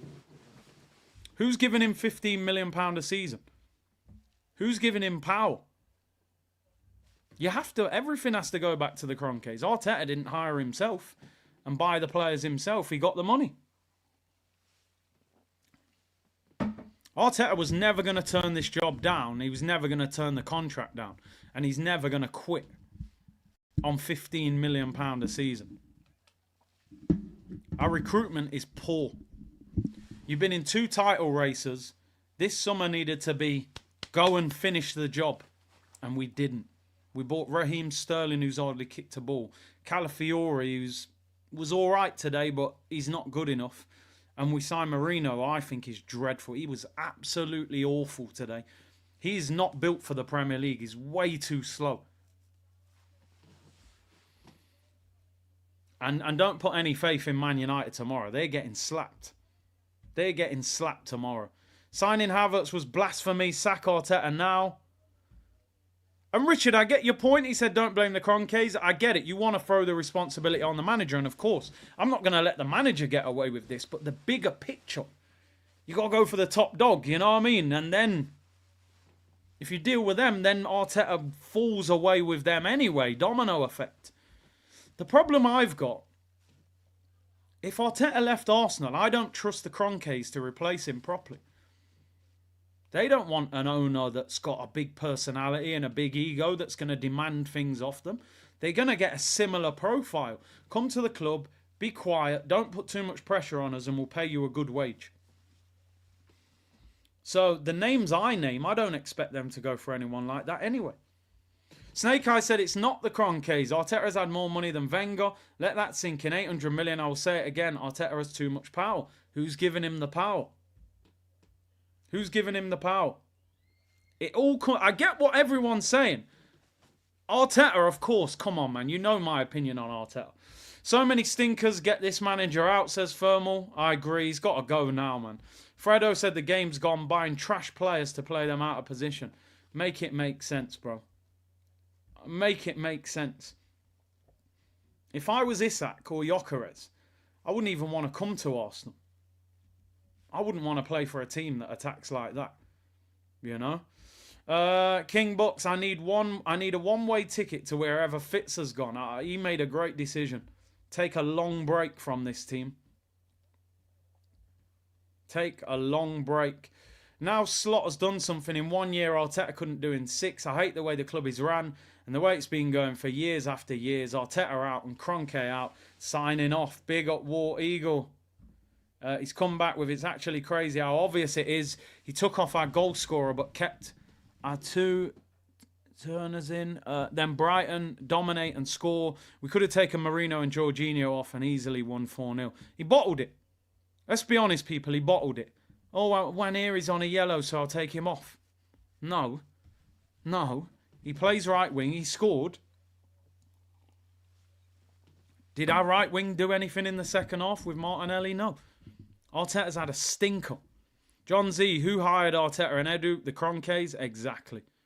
All comes back to them. Let this Saliba guy go. Wow, he always costs us. Bro, he will go. He'll go to the promised land and win Champions Leagues and La Ligas. Saliba is not a problem at Arsenal, bro. He's a diamond. You're surrounding him with cubic zirconia. That's the problem. Do you know what I mean, bro? Yeah, he gave away a penalty, but how many times has he got us out of the mess? Turning on Saliba is crazy. It's pronounced Yo Maino from Ghana. Big up. There we go. Big up, bro. Big up. My apologies. Fizzy says I'm broken. It wasn't even a difficult game to win. Big up Mohammed with the super sticker. Big up Jay Edward with the super sticker as well. Too many Chiefs question. Has any team that is this painful to watch, can't pass a ball to each other, cannot attack, ever won a league? I'll answer it, nope. And it ain't gonna happen either, bro. You know what I mean? Fredo said, we don't have a specialist free kick taker, no gunman striker, no true centre mid, inverted left back crap, just sack him. I'm with you. Richard, remember us months ago if you thought Edu or Arteta was the problem? You said Edu. Edu didn't want Marino and walked out the door 2 months later. Listen, but the thing is, you know my opinion on Arteta anyway. It comes to see now that Edu probably didn't have as much power as we thought. So Arteta's the biggest problem with the Cronkies. Above and beyond, Arteta coaches individual skill out of players. John Z, Kroenke signed an apprentice manager with no experience. And TM AFC, other teams are available, bro. Arteta in no matter what. Arteta in no matter what. This for me is the craziest comment of the whole day for me. And we've had crazy comments. TM AFC. So you're an Arsenal fan, I'm assuming. You've just said Arteta in no matter what. I don't understand that. Are you an Arsenal fan or are you an Arteta fan? What? Somebody's got to explain this to me because I don't understand this. Why are Arsenal fans scared to look at the possibility that Arteta might have maxed out at this football club? Why are some of our fan base Arteta no matter what? Bro, we let Arsene Wenger go, who's an absolute legend of this football club. Produce the Invincibles and Thierry and Vieira. Yet you're saying Arteta in no matter what. I don't understand that. I honestly think you're watching the wrong channel. Other channels are available as well, bro. And you can hold a 3 minutes for the outright. Arteta in no matter what. That blows my mind. That people are like obsessed with the manager. You're meant to be a fan of the football club. What's the obsession with him? Was he an amazing footballer? If this was Thierry Henry, I might get it. Well, you was obsessed with Henry as a player. Now you're supporting him so much. The guy was a mid-player, and he's a mid-manager. Wild comment. Sniper Scope, do you think he dug Ethan out for giving the ball away? Maybe. But what did Jorginho do all half? Jorginho's 33, Ethan's 17, and he scored.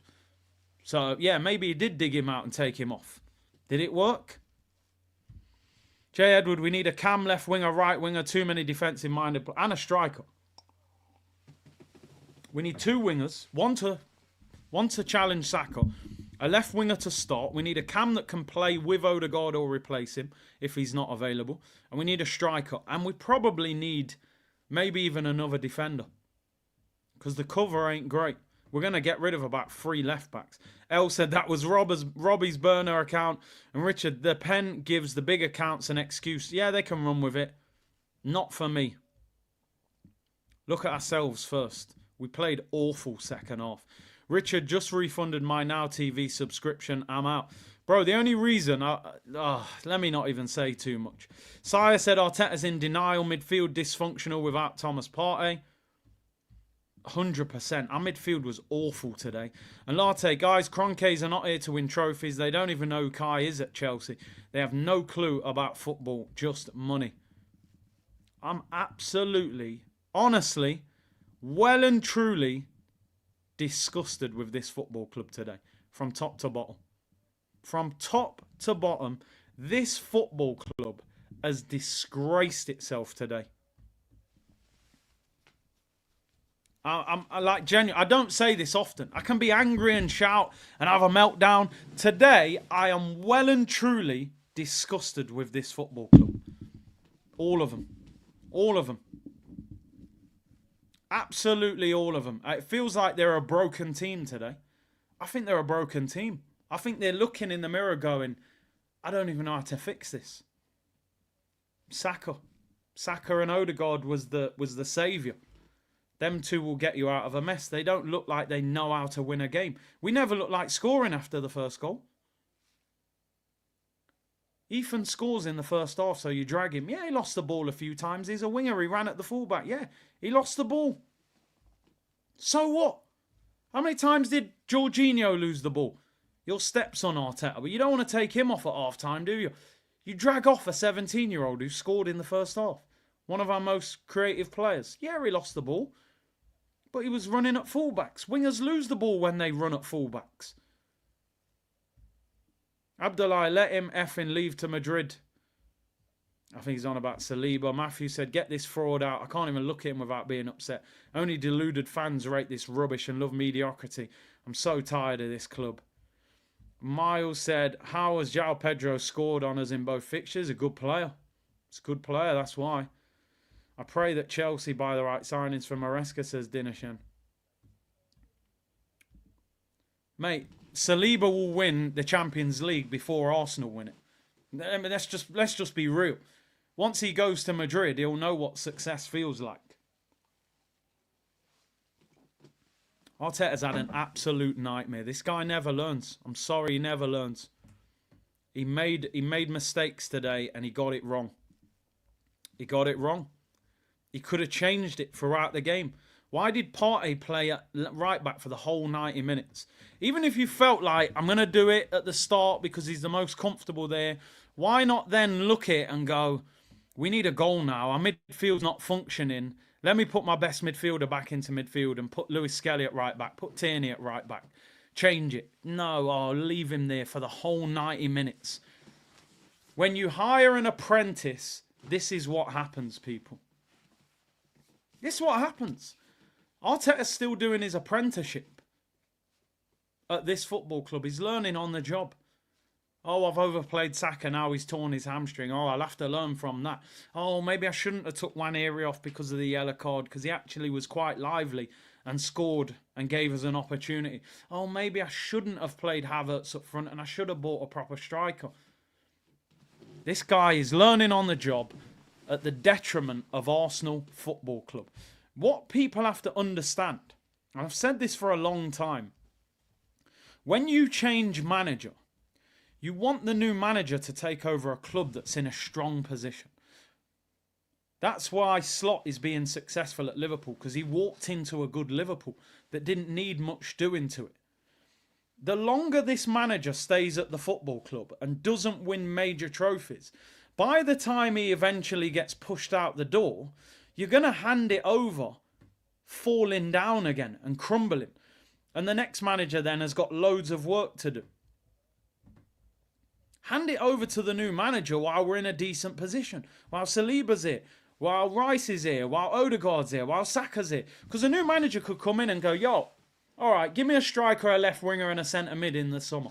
Proper ones though. Just give me 3 players. I don't want 5 players. Just get me 3 top quality players. All right, cool. We're going to get Gyökeres for 60 million. We're going to get a decent left winger for 60 million, 70 million, Kvara, or we get someone else. And we're going to get a centre mid, a proper centre mid. When you want a player in a key position in your team, you're supposed to go for the best available with the money you've got. You can't go and buy Mikel Merino and think that's going to get you the title. The club is more important than the manager. Whether you're the biggest fan of Arteta or not, you have got to look at this and say, how long are you going to give him to win you the league title? I want him to win the league title, and I'm not even a fan of him.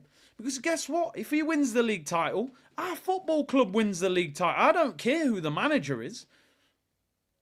Win the title. He can't get us over the finish line.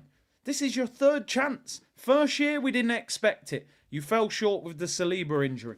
We'll let you off. Second year, you spent 200 million. Wasted the Havertz money. Nearly won it. We flopped at the end against Villa and them teams. This year was supposed to be the year. We were all waiting for that City drop-off. And it's came, and it's a bigger drop-off than we could have ever imagined. And we have not taken advantage, because we've took our eye off the prize. We thought we were a better team than we were. So we didn't think we needed major reinforcements in the summer. And now we've gone backwards. Because this year was supposed to be, yo, us and Man City. And Liverpool have gone, whoops, there you go, mate. Actually, we're still better than you. We just, took our foot off the gas for a year or so. But you've got Trent, you've got Van Dijk, you've got Konate, you've got Alisson, you've got Gravenberch, you've got McAllister. You got Salah. You got Jota. You got Diaz. They got the best defence in the league and probably the best attack in the league. We're a lopsided team. Our team is built down the right-hand side. Our left-hand side is not good enough. Our midfield has no balance now. And our attack is not functioning. And the players don't even look happy. I don't even think the players look happy at Arsenal. I think they're being overcoached. Played out of position. Set piece FC doesn't rescue us every week. Nicolas Jova stopped standing up now, hasn't he? Every time we get a corner. Stays quiet now because we're not scoring headers. It's ridiculous. This club are suffering because of poor recruitment. You've signed Declan Rice. He gets in Team of the Year. You change his role and now he looks like a bang average centre mid because you're asking him to drive forward and open teams up and shoot and pick out killer passes when everyone knows that's not his game. He's a guy that protects the back four, wins the ball back, and keeps you ticking over, and chips in with the odd goal, and he's good at set pieces. So you're playing him out of position because he doesn't know how to manage Partey and Rice. He can't manage both of them. So he's put Rice in a position that he's not comfortable in. So now he's fading this season. I feel sorry for the team, to be honest. I feel sorry for the team. And you know what? The delusion online is just insane. Any excuse, they will cling to it with both hands. So tonight, you're going to go on Twitter after you come off here, and you're going to see 20 large accounts blaming the referee and the penalty. That's the get out of jail clause today. Oh, the penalty. None of the big accounts, I guarantee you, I can say it without even looking, none of the big accounts will talk about Nwaneri getting dragged. None of them will talk about the transfer window. None of them will talk about Arteta and his future. They will all blame the referee. And the penalty might be questionable. Do you think it was a pen? Do you think it was not? Fair enough. What did we do in that second half? How many shots did we have? It's 1-1. You're in a title race. You're desperate for a goal. Brighton have got players missing. Throw the kitchen sink at them. Throw the kitchen sink at Brighton. Shoot from 30 yards. Whip 15 crosses in. Pile in there for the corners. Make the goalkeeper tip 4 round the post. Hit the bar, hit the post. Make us feel like you gave everything to win that game. I'm sitting here going, what the hell did you do? You got bullied. Brighton kicked us all over the pitch. Baleba and Estupinian and all these man just bang, barging us over. Veltman clattering us to the floor. Every minute I'm seeing an Arsenal player. Ow, my leg. Oh, referee, please give me a free kick. And then they're standing up 10 seconds later. Nothing wrong with them. The team is a soft team. There's a couple, Gabriel and them, yeah man, they're a bit, they got some toughness about them. This team has a soft underbelly. And soft teams don't win titles. Soft teams don't win titles. Look at the title winners of the last few years.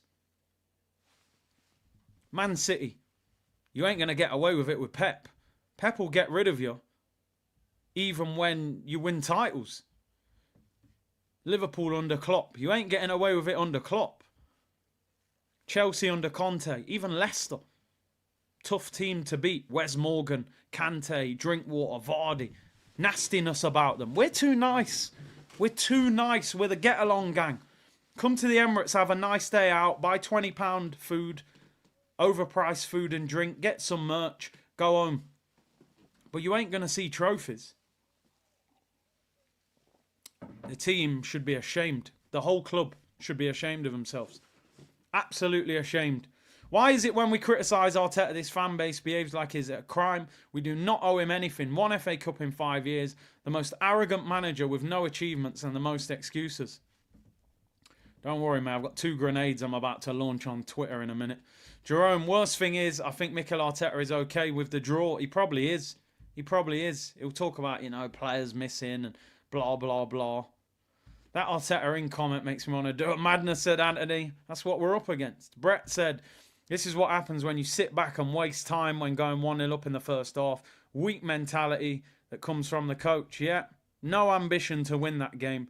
Mohammed said, Arsenal board, coach, the players and most fans are not ready for the Premier League title. We have a weak mentality. I agree. I'm sorry. It's painful, but it's honest. HR, if Arteta wins the EFL and the Champions League, will it change your opinion? Yeah, but it ain't going to happen. Football fan reactions. We needed our own Arnie Slot. Oh, no, Slot. Nah. TK said the press conference will be mad. He'll blame the ref. Early Worms. Arteta must answer for Havertz, Calafiori, Marino and Vieira. That money spent better win the... Havertz, Calafiori is 105. Marino, that takes us to 140. And Vieira, 175 million on them 4. Imagine what you could do with that 175 million. Arteta has had 200 million summer and won nothing. Yeah, he had it last year and it didn't change anything. HR, Arteta contract came at the wrong time. Top 4 keeps him in the job. That's the problem. Eruption, the problem with Arteta is he a coward? Why does he never go for the game? Just throw two up, put two up front, put Martinelli up front with Jesus, put Partey in midfield, put Skelly or Tierney at right back. Do something different. Same old predictable nonsense. Boring. SG, remember our fan base said if Arteta leaves, clubs like Real Madrid and Barca will be knocking for his signature. Oh, mate. Barcelona B team, maybe. MT base, big ups, Big C. This was all Arteta. Too many opportunities with nothing to show. Too many mistakes. Arteta has to go. Be well, fam. Come on, you Gunners. Big up to you. John Z, an owner with a football brain, doesn't hire Arteta or sign off on players like Willian and Havertz. Target the Cronkays. And Abdullah, we ain't winning no league or Champions League with these owners. I agree. I said that a long time ago. And He-Man said, F this team and Arteta. Defence, defence, defence. Sad day. Sad day for Arsenal. We'll probably do Arsenal therapy later on. Possibly. Oh, man. I'm going to do the fan cam shortly. Absolute disgrace. There's no point even talking about man of the match and things like that. It's an absolute waste of time. This football club will never learn. They will never learn, honestly. They're happy to just say we competed. That's all they want to do, this team. This club just want to compete. They've got no interest in winning. Winning takes guts. It takes ambition. It takes money. It takes drive. It takes everything. Winning is difficult. This is what people have to understand. Winning is difficult. Winning makes people uncomfortable. Winning makes people feel uncomfortable. Because you know when you win and you keep driving up the level, people fall away at the wayside. Which is why when Pep wins titles, Pep says, right, Gabriel Jesus, this is the end of your journey. Raheem Sterling, this is the end of your journey. Zinchenko, thank you very much. Aguero, despite scoring the most famous goal in Premier League history and a few Pep tears, you're on your way. Winning creates pressure. Arsenal Football Club at the moment are not built to handle pressure. Pressure will make people in this football club feel uncomfortable. What this football club feels comfortable with doing is losing with respect. That's what you hear from Arsenal. We didn't win the league, but we pushed them. We challenged them. We got close. Next year he'll win it. If City have a drop-off, if he has a big summer, that's all you ever hear as an Arsenal fan. They've got to back him in the summer. He can do it. We just need a striker and a left winger. I tell you what, if Pep drops off, we're going to win everything. Okay, Pep's dropped off. Did we win? No, we didn't. Okay, he's had a £200 million window last summer.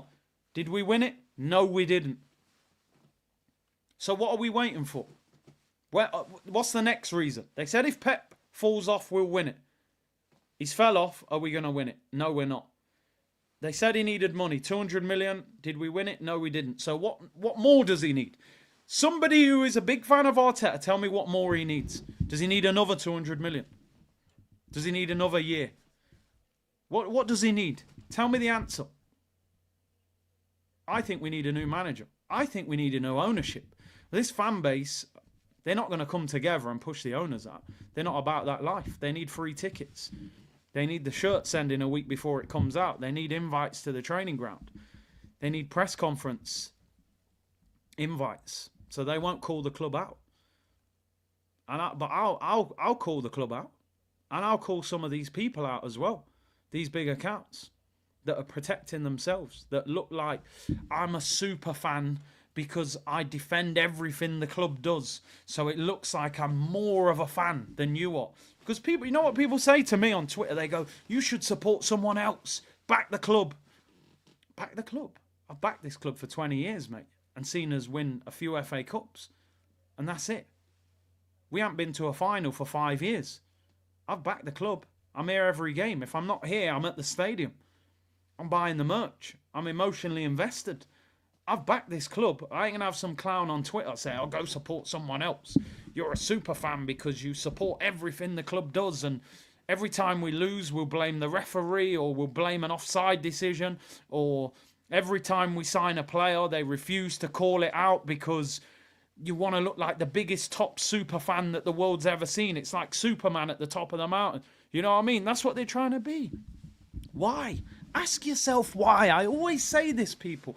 Ask yourself why you're going to go on Twitter tonight and you're going to see big Arsenal accounts with hundreds of thousands of followers, with big influence, and not one of them are going to call out the manager. Why is that the case?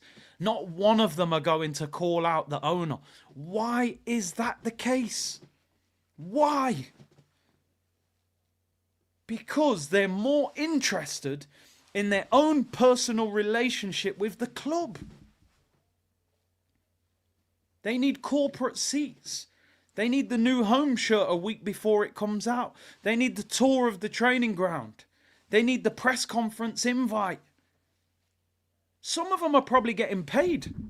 I'm not even capping. Some of these guys are probably getting money from the club. I don't get nothing from the club. Nothing. No shirt, no discount, no invites, nothing. The only time I get in a press conference is in America, because you go through the company directly who is organising that competition. They all see me in them press conferences and they know, right, he's in it. Do you know? As soon as we come back to England, I can't get anywhere near that press conference. Like, I can't even get close to that press conference in England. They wouldn't let me anywhere near it.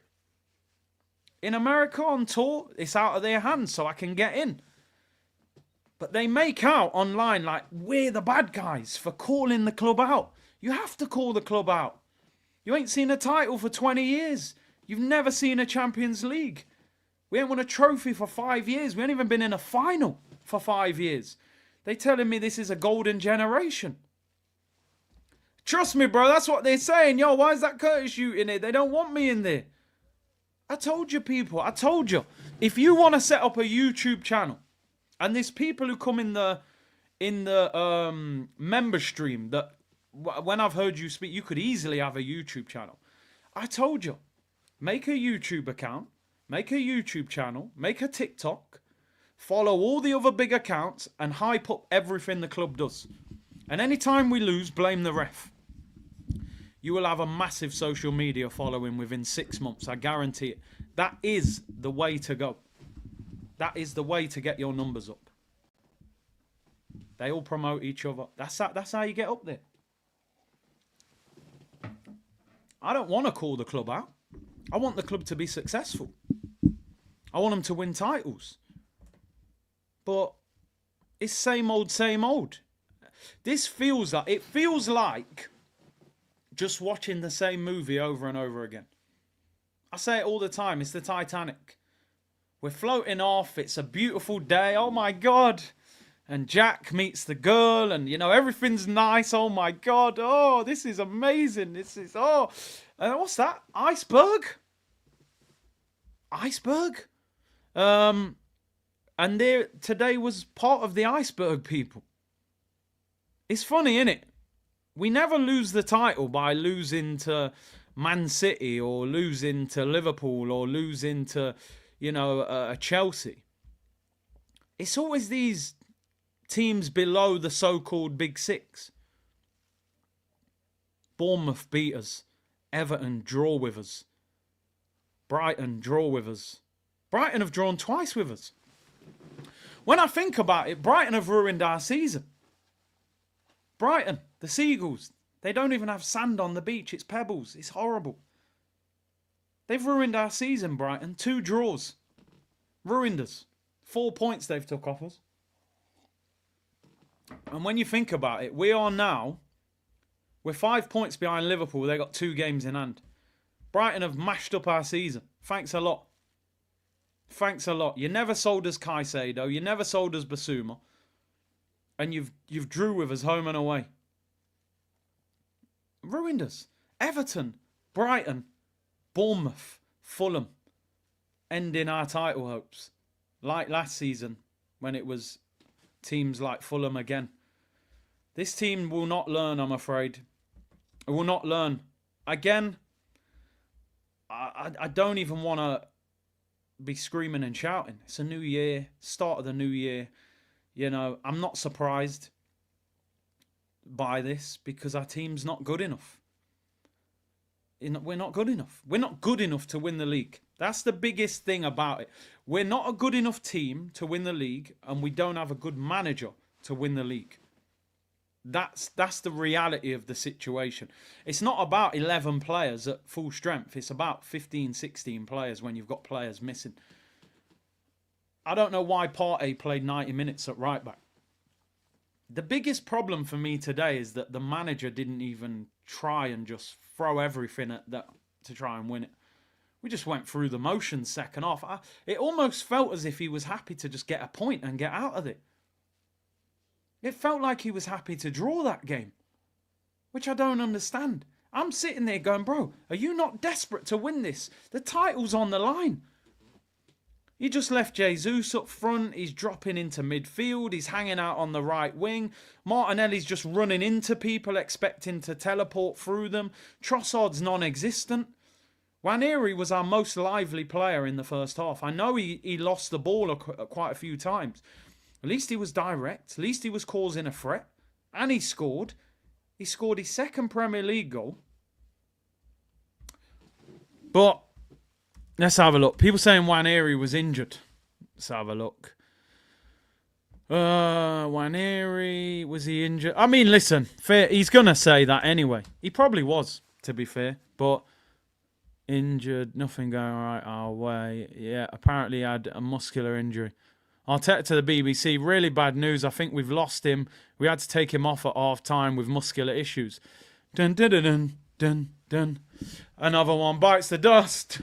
Dun, dun, dun. Another one bites the dust. Dun, dun, dun. Hey, we're the only club, I'm telling you.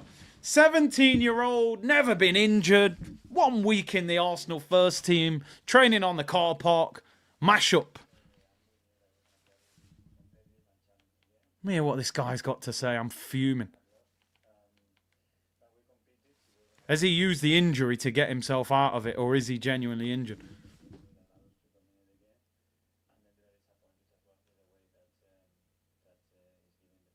There you go, penalty. Knew it. We knew that was coming. I'm very disappointed with the penalty. Ah, dear. No penalty for him, he says this.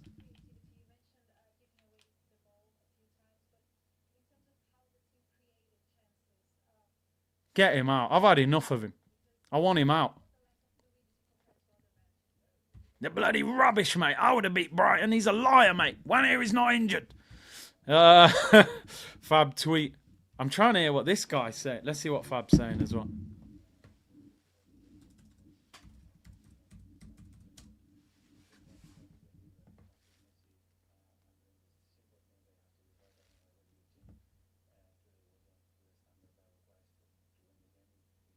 Arteta said, I've never seen something like this in my life when it comes to the penalty.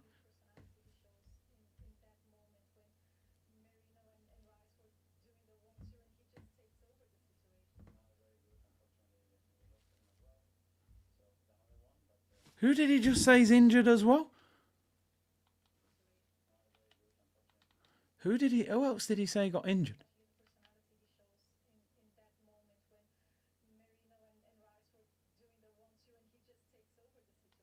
Is he on about Nwaneri?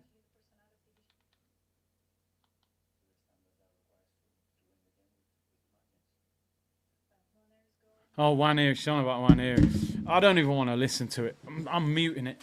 I don't want to hear it. He's waffling. Absolute nonsense. Didn't take any responsibility for the performance. I hate the questions that they ask him. They just allow him out. I'd be like, Mikel, do you think second half you did enough to score? Like, what? How come you didn't change the system? Why is Declan Rice playing so high up the pitch? Yo, Saliba touched the ball. Saliba touched the ball. No. He actually touched the ball, you know. I didn't even see that. Wow. Pedro heads it. It hits the top of Saliba's head as he's going to head it, and then they clash heads. Wow. That's a very harsh penalty. That should not be a pen. And that is the first time. Why did VAR not check that?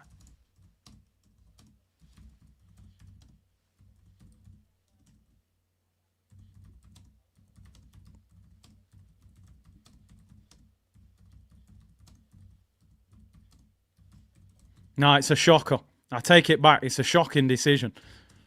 You go VAR, you meant to overturn that. Did it not go to VAR? That is a shocker. Why did VAR check it, or was it just given? I don't get it. But yeah, the performance was still shocking. Absolutely shocking. Let me read out these super chats. F this team and Arteta. I read that one, didn't I? Defense. All those away fans going to watch that nonsense, says Fredo. OG Lock, big up, bro. Thank you for the super sticker. Young Gunner, apparently we have the most ambitious owners. What a joke. We're genuinely so predictable. Arteta is a shield for these owners. Get this fraud out. He-Man, I hope we sign Rashford, Sterling, and any retirement over the hill name. It's what we deserved. We'll probably... Ricky, Big C, winning takes mentality, vulnerability. Arteta said he wanted to leave after the 22-23 title loss. Not, I will do it next season mentality, yeah? So why did you want to leave that year, but now you're happy to put up with it? Yardman and Arteta was saying the same thing for years. They crucified him. All my friends are Chelsea fans. F this ish, says Fredo. Mohammed, other channels are available. Let them know. Come on, man. 100%. We're not winning anything or bringing in world-class players, but we have great football friends. We're actually not even playing well, are we? Doctor said we back the club. Arteta sexuals back Tapas Pulis over, and at the expense of the club, they need to be rounded up and banished. Brio said Arteta needs 115 charges. He's a fraud. Arteta out. And Matthew said, I want this fraud of a manager and deluded fans out. And above and beyond said, I seriously think it's time. We all demand change. Oh, shocker. Said it before and I've said it again. Don't let this football club ruin your day, your weekend, your year, any of it. They don't deserve it. They don't deserve it.